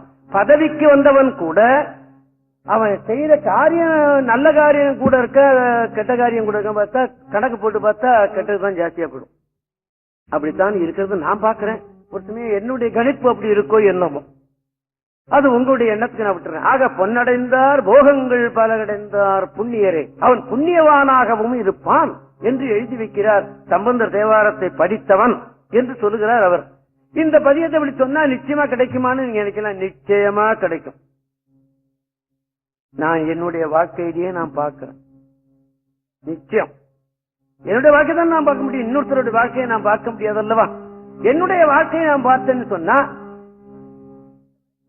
நான் இந்த வயசு வரைக்கும் நான் கடன்ல போய் எனக்கு ஒரு 1000 ரூபாய் பணம் ஒண்ணு கடன் கைத்து போட்டுருக்கேன்னா இல்ல. ஏன்? நான் அந்த பதியத்தை ஓதிக்கொண்டே இருக்கிறேன், எனக்கு கிடைச்சு போடு, அவ்வளவுதான். அப்ப கோடி சொன்னா போயிட்டு நீ கிடையாது, வேண்டவே வேண்டாம், என்னுடைய குடும்பத்தை காப்பாற்றுகிற அளவுக்கு அது கிடைத்தால் எனக்கு போருமா இல்லையா? ஆமா. அதனால நான் பதியத்தை சொல்லிக்கிட்டே இருக்கேன், சாமி கிட்ட கோயில்ல போய் சொல்லிக்கிட்டே இருப்பேன், எனக்கு கிடைச்சுக்கிட்டு அவ்வளவுதான். எனக்கு கச்சேரி கூப்பிடுங்க அப்படின்னா சொன்னதே கிடையாது. இங்க தமிழ்ச்சி சங்கத்துல எனக்கு கொடுங்க நிகழ்ச்சியை நான் கேட்டது ஏன் தெரியுமா? மக்களுக்கு தேவாரம் சரியா போய் சேரணும் என்ற நோக்கத்துலதான். ராமையா இருக்காங்களா? இங்க இருக்காங்க. அவங்கள்ட்ட தான் நான் எழுதி கொடுத்தேன், இந்த இடத்தை எனக்கு கொடுங்கோ, நான் மாசம் ஒரு நிகழ்ச்சி நான் இனாமாக செய்து தரேன்னு எழுதினேன். அதுல அத நான் எழுதுனது தவறுன்னு நினைச்சாங்களோ என்னமோ ஏசியம் இல்லையா? அவர் ஓதுவார சும்மா கொடுத்தோம், கொடுத்து விடுவோம் என்று கொடுத்திருக்கிறார். அதை ஏத்துக்க வேண்டிய பொறுப்பு எனக்கு இல்லையா? ஆமா, நிச்சயமாக. அப்படி நான் இந்த வயசு வரையும் நான் பாடிட்டு இருக்கிறேன், இந்த வயசு வரைக்கும் நான் கொடுத்துட்டு இருக்கிறான். ஆமா, ரொம்ப நாளா தெரியும் இந்த கொத்தமங்கலத்து செட்டியார் எனக்கு. எனக்காவது நான் அவர்கிட்ட ஒரு 1000 ரூபாய் பணம் கொடுக்கையா கேட்டுருப்பேன்னா, இந்த ஆட்சியை தான் சொல்லுங்க, அந்த ஆட்சி தான் வந்திருக்கிறார், அந்த கொத்தமங்கலத்து செட்டியாருக்கு வந்திருக்கிறார், கேட்க சொல்லுங்க. ரொம்ப நாளா எனக்கு அவர் பழக்கம் கிடையாது. காரணம் என்ன? இந்த பதியத்தை நான் சொல்லி விடுகிறேன். வீட்டுல சொல்றது மாத்திரம் இல்ல, நேர கோயிலுக்கு போய் சிவன்கிட்ட போய் சொல்லி விடுவேன், அவன் கொடுத்துக்கிட்டு. அவ்வளவுதான். இதே எண்ணத்துல நாம சொல்லிட்டோம்னா பதியத்தை ஓடிட்டோம்னா சரியா போச்சு என்று சொல்லி இவ நமச்சிவாய மந்திரத்தினுடைய நல்ல விளக்கம் சொல்லி இருக்கிறார் ஞானசம்பந்தர் என்பதை உங்களுக்கு சொன்னேன் என்று சொல்ல மாட்டேன், நினைவூட்டினேன். உங்களுக்கு தெரியும் இவன் என்ன சொல்றான்ங்கிறது பார்க்கத்தான் வந்திருப்பீங்கன்னு நான் நினைக்கிறேன். இதை உங்களுக்கு நான் அந்த பதியம் பூரா இன்னைக்கு ஓதுவதற்கு வாய்ப்பு பரமசிவன் கொடுத்தான். தமிழ்ச்சி சங்கத்துக்கு அந்த புண்ணியம், உங்களுக்கு அந்த புண்ணியம் போய் சேரட்டும் என்று சொல்லி இப்போ 4வது பண்ணாக அந்த பெண் பாடி காட்டுறான். இந்த ஒவ்வொரு பண்ணுலையும் ஒவ்வொரு பதியம் நான் சொல்லி காட்டுறேன் இங்க இல்லையா? அடுத்தது நான் இந்தளம் என்று சொல்லுகிற ஒரு பண்ணை அந்த பெண் பாடி காட்டுறான் இல்லையா? அப்ப நாம அங்க போறோம்.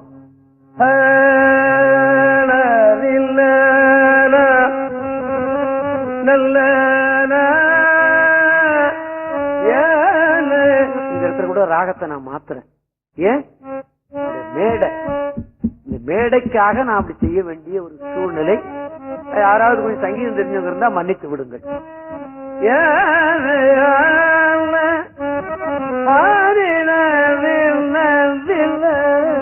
சடையாயனும்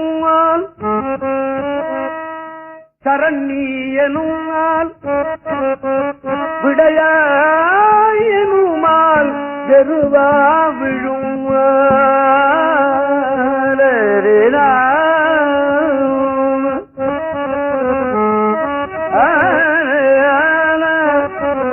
சடையாயனும் ஆள் விகுதி, சரண்யனும் ஆள் விகுதி, விடையாயனும் ஆள் வெறுவா விடும் ஆள் மடையார் குவளை மலரும் மருகல் உடையாய் தகுமோ இவளுள் மெலிவே.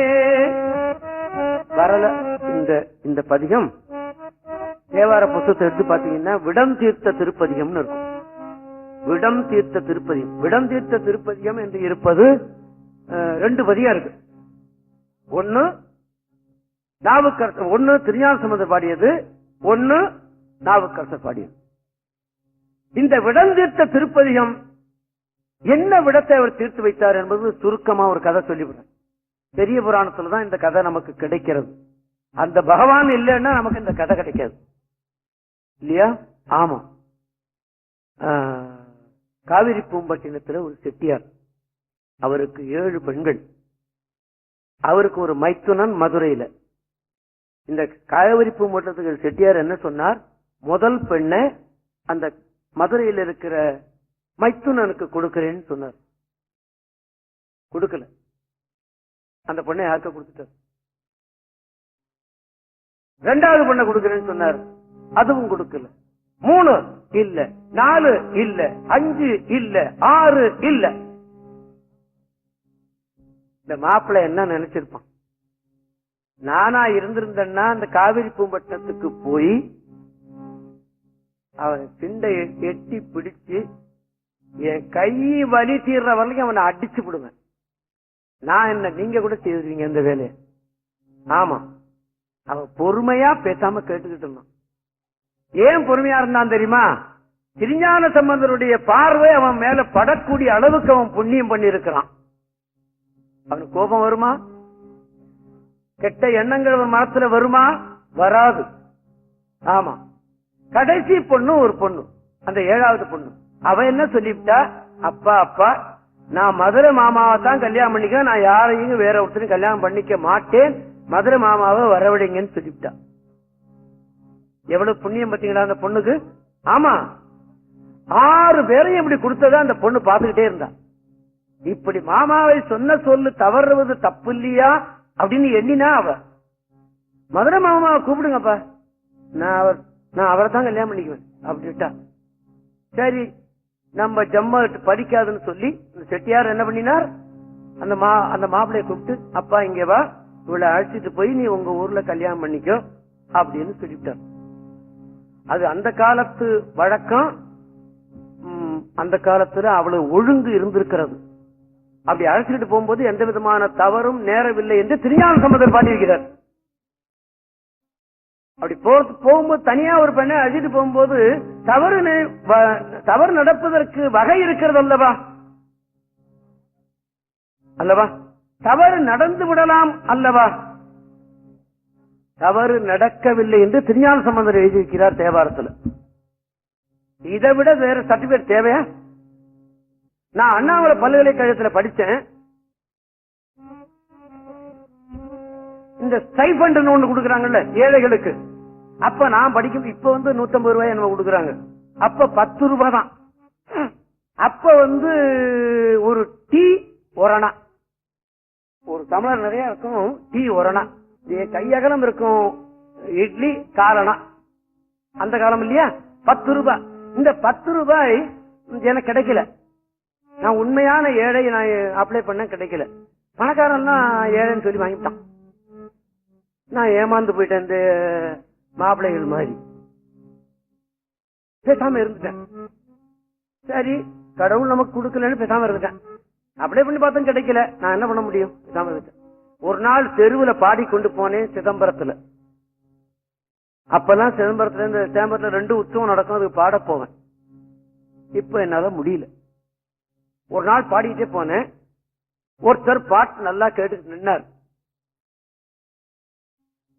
நல்லா இன்னொரு 2 பாட்டு சொல்லுங்கன்னு சொன்னார்.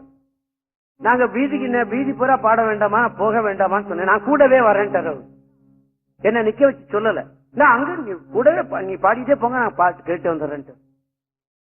கடைசியா பாட்டெல்லாம் அந்த 4 வீதியும் கேட்டுவிட்டு நான் போயிட்டு வரேன்னாரு. பக்கத்துல சொன்னாரு, இவர் சப்ஜெக்ட் சொன்னாரு. முன்சிப் அவர் தெருவில் பாட்டு கேட்டு வர்றாரு போது. நாளைக்கு தம்பி என் வீட்டுக்கு வந்து போறீங்களான்னு என்ன கூப்பிட்டாரு. வர்றேங்கன்னு சொல்லிட்டேன். முன்சிப் பாட்டே கூப்பிடாரு, போயிட்டு வாங்கன்னு சொன்னாங்க அங்க இருக்கவங்க. போனேன். அனாமலேஸ்ல படிக்கிறீங்க அப்படின்னு சொல்லி கேட்டுட்டே இருந்தார். அப்படி சொல்லிட்டு இருக்கும்போது இந்த ஸ்டைபண்ட் எனக்கு கிடைக்கலன்னு சொன்னேன். அப்படியா, ஏன் கிடைக்கல அப்படின்னு கேட்டார். வந்து 7 நான் எழுதி கொடுத்தேன். ஆபீஸ்ல இருக்கவங்க அதை ஒத்துக்கலை போல் இருக்கு. யாராவது பணக்காரெல்லாம் வாங்கிட்டு போட்டான், எனக்கு கிடைக்கல. நான் உண்மையான ஏழை கிடைக்கலன்னு சொன்னேன். அப்படியா, சரி நான் ஒரு கடிதம் தரேன், இதை கொண்டு கொடுங்க அப்படின்னு சொன்னார். அப்போ கிடைக்கும்னு கூட சொல்லல, கொண்டு கொடுங்கன்னு சொன்னார். சரி சொல்லிட்டு கொடுத்தேன்.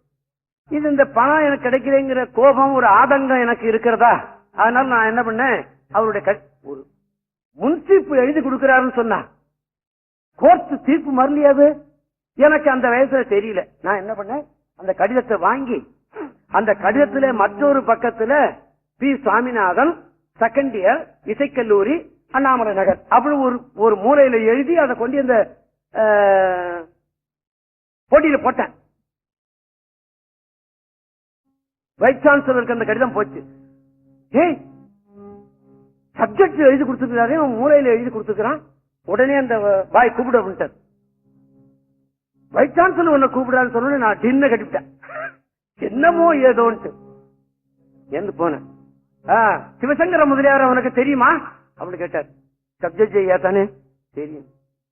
அவர்கிட்ட போய் சொன்னியா நீ இந்த மாதிரி எனக்கு ஸ்டைபண்ட் கிடைக்கலன்னு? இல்ல நானா போய் கேட்கல, அவங்களா கேட்டாங்க சொன்னேன். சரி சரி போப்போம், உனக்கு ஸ்டைபண்ட் கொடுக்க சொல்லுகிறேன். இப்ப 6 மாசம் கொடுத்துட்டாங்க, அந்த 60 ரூபாயும் சேர்த்து கொடுக்க சொல்லியிருக்கிறேன், போய் வாங்கிக்கிட்டார். சப்ஜெக்டினுடைய கடிதம் எப்படி பேசுது பாத்தீங்களா? அந்த மாதிரி திருஞான சம்பந்தர் சொல்றாரு, அந்த பொண்ணு அந்த மாப்பிள்ள தவறு செய்யவில்லை அப்படின்னு. இதை விட வேற என்ன நமக்கு வேணும் இல்லையா? அதத்தான் உங்களுக்கு. ஆக இவன் என்ன பண்ணாங்க, இவன் அழைச்சுக்கிட்டு இந்த பெண்ணை அழைச்சுக்கிட்டு போனான். அப்பெல்லாம் நடந்து தானே போகணும். நடந்து போறவங்க என்ன பண்ணாங்க, எங்கேயாவது சத்திரம் சாவடி கோயில் இங்கதான் தங்கணும். கோயில் வாசப்படியில படுத்திருந்தாங்க. படுத்திருந்த போது விதிவசம் அந்த மாப்பிளைய ஒரு பாம்பு கடிச்சு செத்து போயிடும். இந்த பக்கம் போனா தகப்பனாரும் தாயாரும் இருக்கிறாங்க 10-12 மைலுக்கு அண்ணாண்ட. இந்த பக்கம் போனா 40 மைலுக்கு அண்ணாண்ட மாமனார் வீட்டு ஜனங்கள் இருக்காங்க. நிர்கதியா நிக்கிறா இந்த பெண்ணு. என்ன பண்ணுவா சொல்லுங்க பாக்கலாம்? நினைச்சு பார்க்க முடியுமா? நினைச்சோம்னா நெஞ்சு வெடிச்சு போகும். 4 மணிக்கு எந்திரிச்சா லேசான வெடிச்சம், மாமா மாமா போலாமா அப்படின்னு எழுப்புனா. எந்திரிக்கல. அவன் கடந்ததை பார்த்தா இவன் சரியா அவன் செத்து போய்விட்டான் அப்படின்னு தெரிஞ்சது. எப்படி இருந்திருக்கும் அந்த பெண்ணுக்கு? நினைச்சு பாப்போமா? அவன் என்ன சொல்லி அழுதாளாம் தெரியுமா? மாமா மாமான்னு அப்ப கூட போய் மேல விழலையாம். ஆமா, செத்துதான் போயிட்டானே, அவன் மேல விழுந்து அழுதலாம் இல்லையவா? அழுவலையா? அப்பவும் உடை போந்து அலரும்படுமோ அடியாழ்வடே எட்ட உட்கார்ந்துதான் அழுதாவ. அப்ப கூட தொடல. உயிராயிருக்கும் போதும் தொடல, உயிர் போன போதும் தொடல. திருஞான சம்பந்தர் இருக்கு சாட்சி. திருஞான அப்ப 4 மணிக்கு அவர் கோயிலுக்கு போறதுக்காக திருஞான சம்பந்தர் வந்திருக்கிறார். அப்பெல்லாம் நம்ம நாட்டுல கோயில் 4 மணிக்கு திறந்துருவான் போல இருக்கு. 8 மணிக்கு கூட திறக்க மாட்டேங்கிறாங்க. யாரு கேட்க போற? கோயிலை பத்தி இந்த நாட்டுல கேட்கறதுக்கு எவனுக்கும் எந்த மனிதனுக்கும் இடம் இல்லாம போயிட்டு. அதனாலதான் நம்ம நாட்டுல கோயில்கள் எல்லாம் இழிவாக பேசவும் கேட்பாரற்றும் எத்தனையோ கோயில்கள் பூசை இல்லாம கூட கிடக்குது. ஆமா, கடவுளே என்னைக்காவது கடந்து பிறப்பானாக்கம் என்று விட்டு விடுவோம். ஆக என்ன பண்ணினா 4 மணிக்கு போயிருக்காரு. அந்த பொண்ணு அழுதுகிட்டு இருந்தாலாம். சடையாய், சிவனுக்கு சடையம் என்று பேர் அல்லவா, சடையாய் தகுமோ அப்படின்னாலாம். சடையாய் எனுமால் அந்த பொண்ணு சொன்னதை அப்படியே பாட்டுல சொல்றாரு அவர் திருஞான சம்பந்தர். சடையாய் எனுமால் சரண்ணி எனுமால் விடையாய் எனுமால், விடையினா ரிஷபம், அவன் மேல ஏறி வர்றதுனால விடையான் என்று பேர். விடையாய் எனுமால் வெறுவா விடுமால் மடையார் குவளை மலரும் மருகல் உடையாய் தகுமோ இவளும் மெலிவே. தகுமாப்பா, செய்யலாமா நீ? உன் வீட்டுல உன் ஊர்ல தஞ்சம்னு வந்து படுத்திருந்தவருடைய கணவனை நீ உயிரை போக்கி விட்டாய், செய்யலாமா நீ? சிவனை கேட்கிறார் இந்த கேள்வி சம்பந்தர். அப்ப அடுத்த பாட்டுல சிந்தா எனுமால் சிவனே எனுமால், சிவனே தடையாய் விடையாய் அழுதிருக்கிறார். இப்ப இருக்கிற பெண்கள் அப்படி அழுகுறாள்? இப்ப இருக்கிற பெண்கள் அழறதும் இல்லை, அது ஒரு பக்கம், சரி போட்டோம். இப்படி சொல்லி அழுவா இல்லை. அத திருஞான சம்பந்தர் அப்படியே சொல்லிட்டு வர்றாரு பாருங்க. சடையாய் எனுமால் சரண்ணி எனுமால் விடையாய் எனுமால், என்னுடைய பிராப்திய பத்தீங்களா, நான் தப்பு பண்ணாலும் என்ன கடவுள் தப்பு பண்ண விட மாட்டேங்கிறான். அதுக்கு உரிய ராகத்துக்கு வந்து விட்டேன். நான் வேற ஒரு ராகம் பாடலாம் நினைச்சுட்டு போனா கடவுள் என்ன பண்றான், வேண்டாண்டா அந்த அற்புதமான பதிகத்தை அதுக்குரிய ராகத்தையே பாடுன்னு பண்ண சேர்த்துட்டான். என்னையா சரிதானா? பாத்தீங்களா எப்படி திருத்துறான் பாத்தீங்களா பரமசிவம்? ஆமா. சடையா எனுமால் சரண்ணி எனுமால் விடையாய் எனுமால் வெறுவா விடுமால் மடையார் குவளை மலரும் அருகல் உடையாய் தகுமோ இவளும் நெளிவே. சிந்தா எனுமால் சிவனே எனுமால் முந்தா எனுமால் முதல்வா எனுமால் கொந்தார் குவளை குலவும் அருகல் எந்தாய் தகுமோ இவளே தரவே.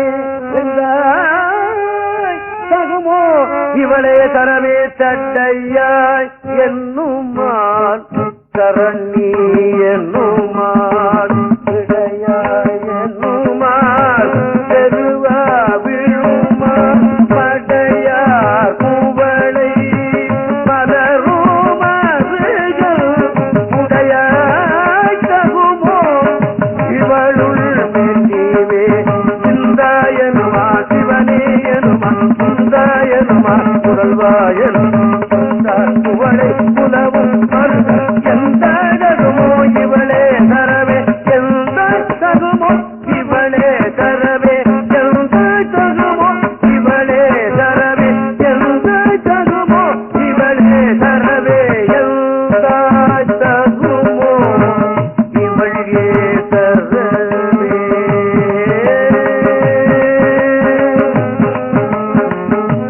அறையார் கடலும் அல்வாய் அறவும் பிறையார் தடையும் உடையாய் பெரிய மறையார் மருகல் மகிழ்வாய் இவளை இறையார் வளைகுண்டலில் ஒவ்வினையே. ஒலிநீர் தடையிற் கறந்தாய் உலகம் பலிநீ திரிவாய் வழியில் புகழாய் மலிநீர் மருகல் மகிழ்வாய் இவளை மெலிநீர் மயலாக்கவும் வேண்டினே. துண்ணீல வண்ணம் உள் தோன்றி என்ன மண்ணீல கண்டம் உடையாய் மருகல் கைநீல வண்டார் குழலாய் உசன் அணிநீல ஒன்கண் அயர்வாக்கினையே. பலரும் பரவப்படுவாய் தடைமேல் மலரும் பிறையொன்றுடையாய் மருகல். இந்த பாட்டுல தான் இந்த சுவாமி அந்த பொண்ணுக்கு நல்ல சர்டிபிகேட் எழுதி வைக்கிறார். அவன் இறந்து போய் கிடக்கிறான், பொழுது விடிஞ்சு போச்சு, எட்ட உட்கார்ந்துகிட்டே அழுகுறா, தொட்டே பார்க்கல மாமாவை. புலரும் தனையும் துயிலாள் புடை போந்து அலரும் படுமோ அடியாளிவளே.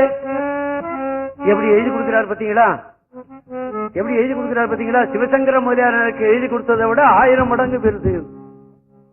அந்த பொண்ணனுடைய கற்பு விஞ்ஞான சம்பந்தனால போற்றப்படுகிறது என்று நாம் எண்ணிக்கொள்வோமாக. புலரும் தனையும் துயிலாள் புடை போந்து அலரும் படுமோ அடியாளுவனே வழுவாள் பெருமான் வாழ்க என அந்த பொண்ணை பத்தி மறுபடியும் சொல்ல, நீ வாழ்க நீ வாழ்க என்று கடவுளை பரமசிவன் அவ சொல்ல தவறியதே கிடையாது. இப்படி செய்யலாமா நீ? வழுவாள் பெருமான் வாழ்க என எழுவாள் நினைவாள் இரவும் பகலும் மழுவாளுடையாய் மருகப் பெருமான் தொழுவாள் இவளை துயராக்கினையே. இலங்கை கிரைவன் விரங்கல் எடுப்ப துரங்கம் விரல் உண்டலும் தோன்றலனாய் வலங்குள் மைசூழ் மருகப் பெருமான் அலங்கல் இவளை அழகாக்கினையே. எரியாசடையும் அறியும் இருவர் தெரியாததோ தீர்த்திரளாயவனே மரியார் திரியா மருகப் பெருமான் அறியாள் இவளை அருவாக்கினையே. அறிவில் சமனும் அலசாக்கியரும் நெறியல்லன செய்தன என்று உடல்வர் மரியேந்து கையாய் மருகப் பெருமான் நெறியார் குழலி நிறை நீக்கினையே வயஞானம் வல்லார் மருகப் பெருமான் உயர் ஞான உணர்ந்தடி உள்குதலால் இயன் ஞான சம்பந்தன பாடல் வல்லார் வியஞானம் எல்லாம் விளங்கும் புகழே. ஒண்ணு, இந்த திருப்பதியத்தை பாடின உடனே அந்த வணிகன் உயிர் பெற்று எழுந்தான் என்று சேக்கிழார் பெருமான் எழுதியிருக்கிறார். நீங்க கேட்டுறாதீங்க, இந்த பதியத்தை இப்ப பாடி யாராவது நீ பழைக்க வச்சுனான்னு என்ன கேட்டுறாதீங்க, என்னால முடியும் இல்லையா? ஒரு நாள் தருமபுரம் மடத்துல 5 மணி இருக்கும், மாலையில மேளம் வாசிப்பான். மேளம் வாசிக்கும் போது ராஜரத்னம் பிள்ளை அங்க வந்திருக்கிறார். உங்களுக்கு தெரியும், தமிழ்நாட்டுல நாயனக்காரன்னு சொன்னா ராஜரத்னம் பிள்ளையத்தான் குறிக்கும். ஆமா, தவில்காரர் சொன்னா நீடாமங்கலம் மீனாட்சி சுந்தரம் பிள்ளையத்தான் குறிக்கும். தமிழ்நாட்டுல ஓதுவாமூர்த்தின்னு சொன்னா சுந்தர ஓதுவாமூர்த்தி தான் குறிக்கும். ஒரு சமயம் இதெல்லாம் உங்களுக்கு தெரிஞ்சுக்கலாம், அந்த ஓதுவாமூர்த்தி சுந்தரமூர்த்தி ஓதுவாமூர்த்தி உங்களுக்கு தெரிஞ்சிருக்க முடியாது. ஆமா, தமிழ்நாட்டுல தேவாரத்தை நல்ல உயர்ச்சிக்கு கொண்டு போனவர் சுந்தர ஓதுவாமூர்த்தி. ஆமா, அப்படி அவரை மாதிரி தேவாரம் பாட முடியாது என்று கூட பலர் கருத்து. ஆமா, அப்படி ஆக அந்த ராஜபுரம்ல அங்க வந்தவர் என்ன பண்ணினார், பண்டாரசந்தியை பார்க்க வந்திருக்கிறார் போல இருக்கு. மேளம் வாய்ச்சோடனே இங்க இருந்து போய் அந்த நாயனத்தை வாங்கி கொண்டாடாங்க அப்படின்னு சொல்லிட்டு இவரு ஊதுறார். பண்டாரசந்தி உள்ள உட்கார்ந்து யாரா நாயனம் ஊதுறது அப்படின்னு கேட்டா அங்க இருக்கிற சிப்பாய் சொன்னா, இல்ல இல்ல நம்ம தட்சிணாமூர்த்தி ஊதுறான். படா பைத்தியக்காரா, கிடையாதுரா, ஊதுறவன் யாரோ வேற ஆள், போய் பாரு அப்படின்னு. போய் பார்த்தா ராஜபுரம் இல்ல. ஏய், அவன் ஊதி முடிய விட்டு இங்க கூப்பிடுறா, அவனை ஏண்டா வந்தா இங்க ஏண்டா இப்ப ஊதிக்கிட்டு இருக்கிறான் அப்படின்னு கூப்பிட்டோன்னு கூப்பிட்டு பேசினார். அது வேற சமாச்சாரம். இப்ப அந்த நாயனத்தை தட்சிணாமூர்த்தி ஊதுன நாயனத்தை தானே இவன் ராஜசம்பள ஊதுனாரு. அப்ப அவர் ஊதும் போது இதுக்கு அதுக்கு வித்தியாசம் தெரிகிறது அல்லவா? அந்த மாதிரி திருஞான சம்பந்தருக்குத்தான் அந்த விஷம் போகுமே தவிர எனக்கு போகுமா? என்னால முடியுமா? பர்சன்டேஜ் வேணா ஒரு 10 மார்க் வேணா எனக்கு கிடைக்கும். அந்த பதியத்தை ஓதுற புண்ணியம் எனக்கு கிடைக்குமே தவிர ஒரு இறந்தவனை எழுப்பக்கூடிய அளவுக்கு எனக்கு தகுதி நான் திருஞான சம்பந்தர் அல்லவே அல்லவா? ஆமா, அப்படி இந்த பதியத்தை பாடினோன்னு அந்த வணிகன் எழுந்தான் என்றும் 2 பேருக்கும் ஆசீர்வாதம் செய்து நீங்கள் திருமணம் செய்து கொள்ளுங்கள் என்று ஆசீர்வாதம் செய்து அனுப்பினார் என்று வரலாறு வருகிறது. அதனாலதான் இப்பவும் சில பேர் சில பிள்ளைகளுக்கு சில பெண்களுக்கு திருமணம் லேசில் ஆகாது. ஆமா, இப்ப கூட இன்னைக்கு கூட ஒருத்தர் சொன்னார், நான் அந்த பதியத்தை படித்துக் கொண்டே இருக்கிறேன், என்னுடைய பெண்ணுக்கு திருமணம் நடக்கலையா. திருமணம் நடக்கிற வரையும் படிச்சுக்கிட்டே இருங்கய்யான்னு சொல்லிவிட்டானா. வேற நாம என்ன பண்ண முடியும்? கடவுள்கிட்ட கேட்கத்தான் முடியுமே தவிர ஏன் கொடுக்கலன்னு அவனை போய் நம்ம கம்பெடுத்து அவனை அடிக்க முடியுமா? முடியாது. அதனால கேட்கத்தான் முடியும். ஆக இந்த திருப்பதிகத்தை ஓதினால் திருமணம் ஆகாதவருக்கு ஆகும் என்று ஒரு பொருள் உண்டு. ஏன் சொல்றீங்க? என்னுடைய சொந்தத்தை சொல்லட்டுமா? என்னுடைய வாழ்க்கையை சொல்லட்டுமா? என்னுடைய உடல் நோய்வாய்ப்பட்ட உடல். ஆமா, 1947 இருந்து நான் டாக்டர் வீட்டுக்கு போன முடியே இருக்கேன். ஆனால் பாட போறது தவறதில்லை, அங்க ரெக்கார்ட் பண்ண தவற போறதில்லை. நான் பாடிக்கிட்டே இருக்கேன், போயிட்டே இருக்கேன், டாக்டர் வீட்டுக்கு போயிட்டே இருக்கேன், வந்துகிட்டே இருக்கேன். இதுவும் நடந்துட்டு இருக்கு. அதனால இந்த பதியத்தை நான் தினந்தோறும் சொல்லுவேன். ஏன் உடம்பு சரிப்பட்டு வரல, அதுக்காக இந்த பதியத்தை நான் சொல்லுவேன். ஓரளவுக்கு நான் தாங்கி கொண்டு போற அளவுக்கு எனக்கு கடவுள் விதை செய்யறான். ஒண்ணு. 2வது, எனக்கு எத்தனையோ வயசுக்கு அப்புறமா திருமணம் நடக்க வேண்டிய ஒரு பிராப்தியும் எனக்கு வந்து சேர்ந்தது. அதான், வேற ஒண்ணும் இல்ல, பிராப்தி அந்த பதியத்தை ஓதுனதுனால வந்தது. ஒண்ணு. இன்னொன்னு, சுவாமி என்ன சொல்றார்?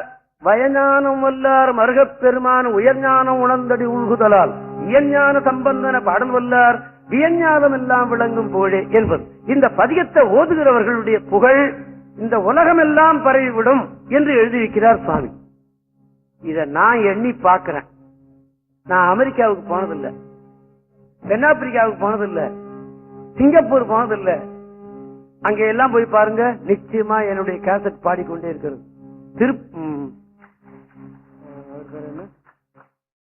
திருவாசக மணி என்று ஒருவர் இருந்தார்.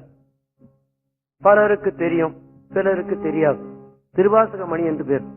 அவர் சவுத் ஆப்பிரிக்காவுக்கு போனார்.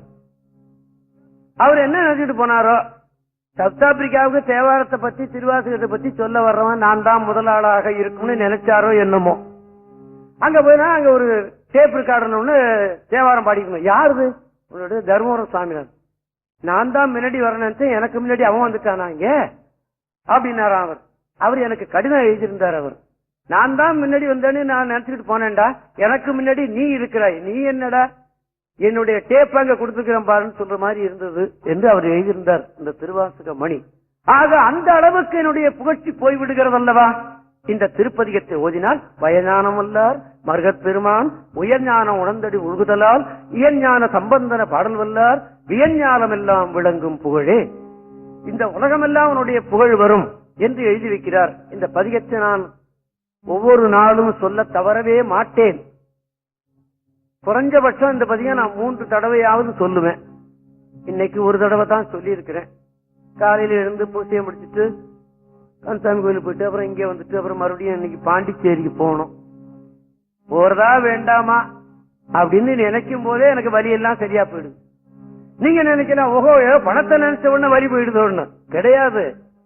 நான் தான் அப்பவே சொல்லிருக்கேனே, நான் ரெக்கார்டு கொடுக்கறது கச்சேரிக்கு போறதெல்லாம் முதல்ல ஜனங்கள் கேட்டாங்களா, அதுக்கு என்ன வழி, அதைத்தான் முதல்ல பார்ப்பேன். 2வது தான் என்னுடைய வருமானம். நிச்சயமாக இன்னைக்கு தானே நம்ம நாட்டு முதல்வர் சொல்றாரு, திருக்குறளை நீங்க இலவசமாக பரப்புவதற்கு நீங்க தமிழ் வித்வான்கள்லாம் வரணும்னு.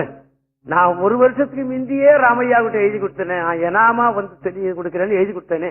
1 வருஷத்துக்கு முந்தையே எழுதி கொடுத்தேன் ராமையாக்கு. அதுவும் எதுக்கு உட்கார்ந்து இருக்கிறாங்க. அப்ப நான் தேவாரத்தை பரப்புணுங்கிற நோக்கத்தால் நான் எழுதியிருக்கிறேன் அல்லவா. ஆக இப்படி இந்த பதிகத்தை படித்தால் உன்னுடைய உடம்புல இருக்கிற விஷநீர் போகும்.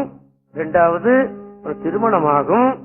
உன்னுடைய புகழ் உலகமெல்லாம் பரவும் என்று எழுதி வைக்கிற அற்புதமான திருப்பதிகத்தை நாம் இப்பொழுது உங்களுக்கு நான் நினைவூட்டினேன். இது இந்தளம் என்று சொல்லப்படுகிற பண்ணில் அந்த பெண் பாடி காமிச்சாள் என்பதை நான் அதைத்தான் அப்ப சொல்லிக்கிட்டே வர்றேன். அது இன்னும் எனக்கு முடியல. அந்த 24 பண்ணுக்கு ஒண்ணு அப்படி சொல்லி காட்டணும் என்றதை தான் நான் இப்ப சொல்லிக்கிட்டு வர்றேன். ஆக புரணி காந்தா பெண் கௌசி இந்த 5வது பண்ண நான் காட்டிக்கிட்டு இருக்கிறேன். 24 பண்ணு சொல்லணும், இன்னும் 19 பாக்கி இருக்கு. இப்ப அடுத்த பண்ணு என்ன அப்படின்னு கேட்டா புரணி காந்தா பெண் கௌசி இந்த தக்கேசி என்று ஒரு பண்ணு இருக்கிறது. இன்றைக்கு பார்த்தா அந்த பண்ணு வந்து காம்போதி ராகம்னு சொல்றோம் இல்லையா, அந்த ராகத்துக்கு ஒத்து இருக்கிறது என்று பெரியவர்கள்லாம் முடிவு பண்ணியிருக்கிறார்கள். இந்த தக்கேசி என்ற பண்ணுல இந்த தக்கேசி என்ற பண்ணை மிகவும் நன்றாக பாடியவர் சுந்தரமூர்த்தி சுவாமிகள். ஆமா, அதை மிக விரிவாக பாடியிருக்கிறார். அவர் ராகத்திலையும் நல்லா பாடியிருக்கிறார், கருத்துக்களையும் நிறைய சொல்லி இருக்கிறார் என்பது சைவ வட்டாரத்துல பேசிய பேச்சு. அதுல அந்த தக்கேசி என்ற பண்ணுல அமைந்திருக்கிற திருப்பதிகத்தை ஒன்றை நான் உங்களுக்கு இப்போது நினைவூட்டுவேன். திருப்புன்கூர் என்று ஒரு ஊர் நிச்சயமாக எல்லாருக்கும் தெரியும். எப்படி தெரியும்? நந்தனார் சரித்திரம் வகையா இல்லையா? ஆமா, நந்தனார் சரித்திரத்தில் வருகிறது அது. அந்த சரித்திரத்தை நமக்கு சொல்லி வைத்தவர் யார்? நந்தனார் சரித்திரத்தை நமக்கு சொல்லி வைத்தவர் யார்? தெய்வ சேக்கிழார் பெருமான். இதோ இருக்கிற குன்றத்தூர்ல தான் அவர் பிறந்தார். அவர் கோயில போய் பார்த்திருக்கிறோமா? நாம போய் என்னைக்கு போய் பார்த்து அங்க விழுந்து நமஸ்காரம் பண்ணீங்களோ அன்னைக்கே உங்களுக்கு தமிழ்ல ஒரு ஈடுபாடு தனியே வரும். நான் ஏற்கனவே தமிழ்ல நான் கொஞ்சம் பாட வேண்டும் என்று எண்ணம் உடையவன். சேக்கிழார் கோயில் திருப்பணி பண்ணி அங்க விழுந்து கும்பிட்டேன். அன்னையிலிருந்து என்னுடைய தமிழுக்கே தனியா ஒரு மதிப்பு இருக்கிறதை நானே பார்த்தேன். ஆமா, 10 வருஷத்துக்கு முந்தி 1 லட்சம் ரூபாய் செலவு பண்ணி அந்த கோயிலை தங்கமாக ஆக்கி வைத்தேன். இப்பவும் ஒரு தடவை நல்ல தங்க கட்டி மாதிரியே அந்த கோயிலை ஆக்கி வைக்க செய்தான் சேக்கிழார் பெருமான். ஆமா, சரி, அவர் சொன்ன கதை தான் இது அல்லவா? ஆமா, அந்த திருப்பூங்கூர்ல ஒரு பதிகம் பாடுகிறார் சுந்தரமூர்த்தி சுவாமிகள். மிக அற்புதமான திருப்பதிகம். அதுல இருந்து ஒரு பாட்டு தான் நான் இப்ப சொல்ல முடியும் நான் நினைக்கிறேன். இருந்தாலும் சொல்லி விடுவோம், அடுத்த மாதம் பார்த்துக் கொள்வோம்.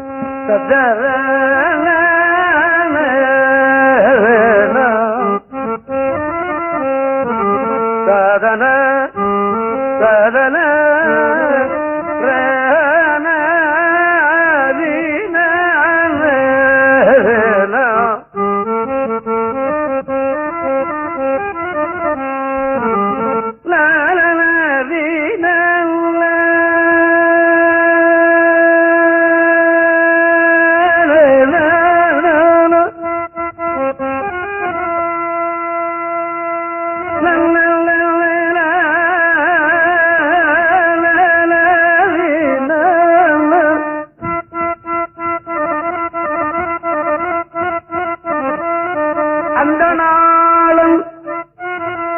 அந்த நாளன்னு குறிப்பிட்டது மார்க்கண்டேய முனிவரை.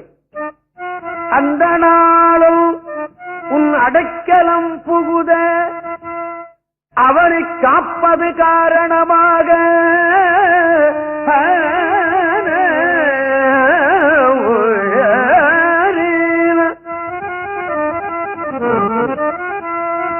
அவனை காப்பது காரணமாக வந்த காலந்தன் ஆறுயவனை வவ்வினாய்க்கு உந்தன் வன்மை கண்டு அடியேன் எந்தை நீயனை நமந்தவர் அலியில் இவன் மத்தியன் அடியான விளக்கும் சிந்தையால் வந்து உன் திருவடி அடைந்தேன்.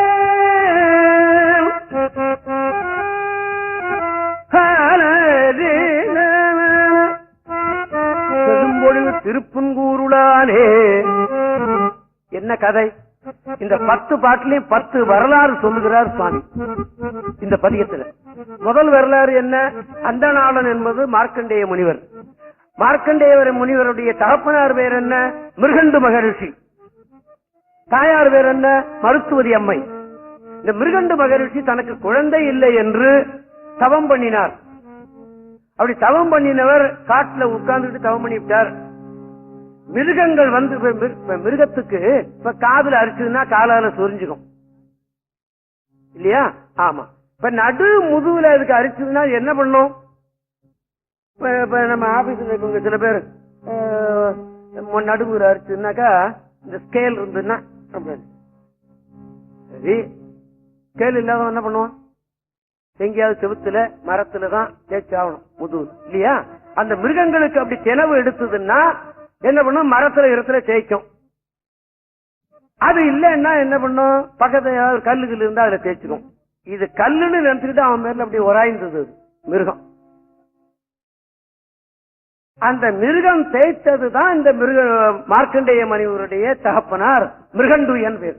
மிருகம் வந்து அவர் மேல தேய்த்து தன்னுடைய தினவை தீர்த்து கொண்டுதான் மிருகண்டுய மகர்ஷின்னு பேர். அவருக்கு குழந்தை இல்லைன்னு தவம் பண்ணினார். சிவன் ஒரு நாள் வெளிப்பட்டான்.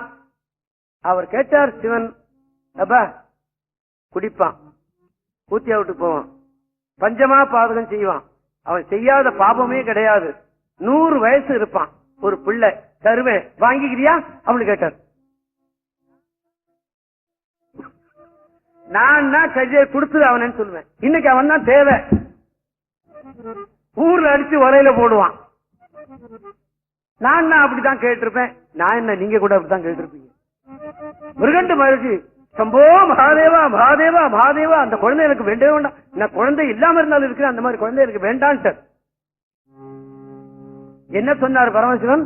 100 வயசு இருப்பான், பஞ்சமா பாதகன், ஊரு அடிச்சு உழையில போடுவான், 100 வயசு இருப்பான், அந்த பிள்ளை தேவையா அப்படின்னு கேட்டேன். வேண்டவே வேண்டாம், நான் பிள்ளை இல்லாமலே இருந்துடுறேன், வேண்டாம் எனக்கு அப்படின்ட்டு. டேய் மிருகண்டு, நான் சொல்றத கேளுடா, 16 வயசுதான் இருப்பான், சிவபக்தன், என்னைக்குமே 16ஆக அவன் இருப்பான், சிவபக்தி மிகுந்தவன், பஞ்சாட்சரம் சொல்லுவான், என்னை பூசை செய்வான், ஆனா 16 வயசுதான் இருப்பான், தேவலியார் குடுத்துருட்டான்.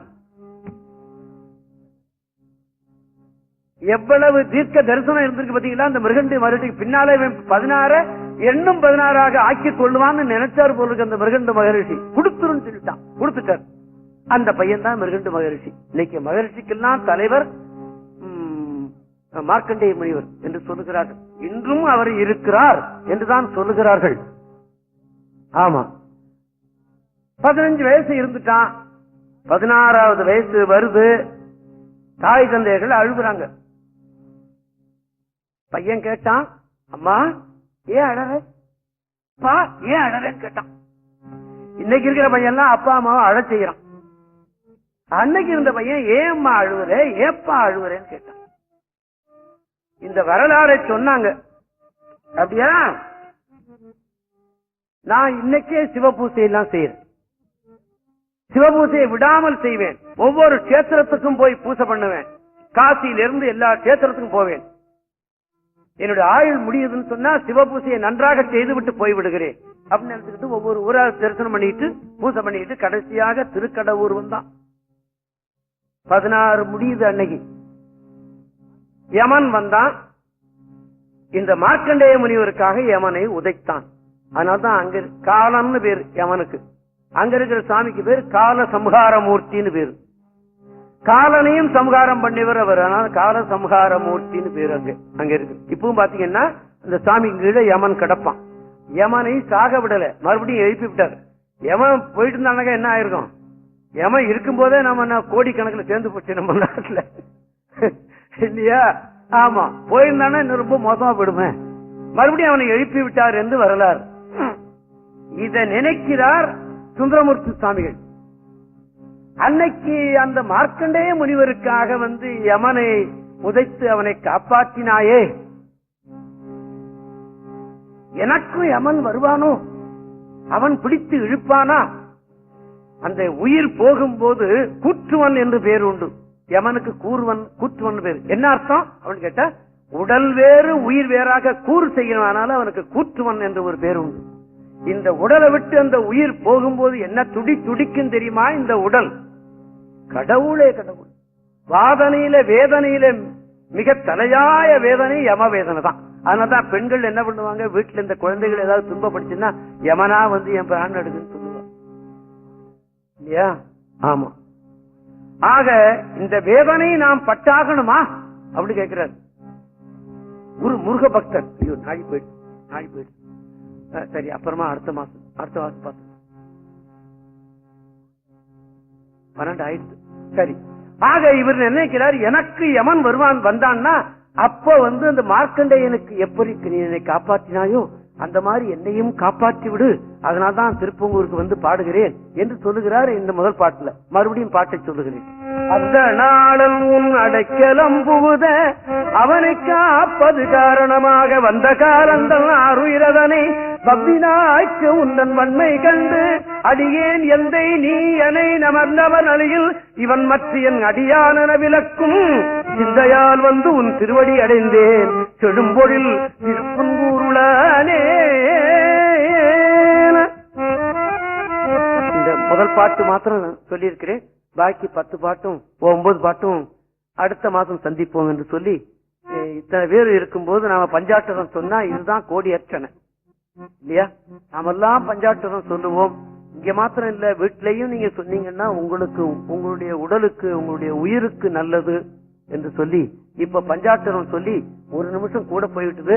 அதனால ராமையாவை மன்னிப்பு கேட்டுக்கொண்டு இப்ப எல்லோருமாக பஞ்சாட்சரம் சொல்லுவோம்.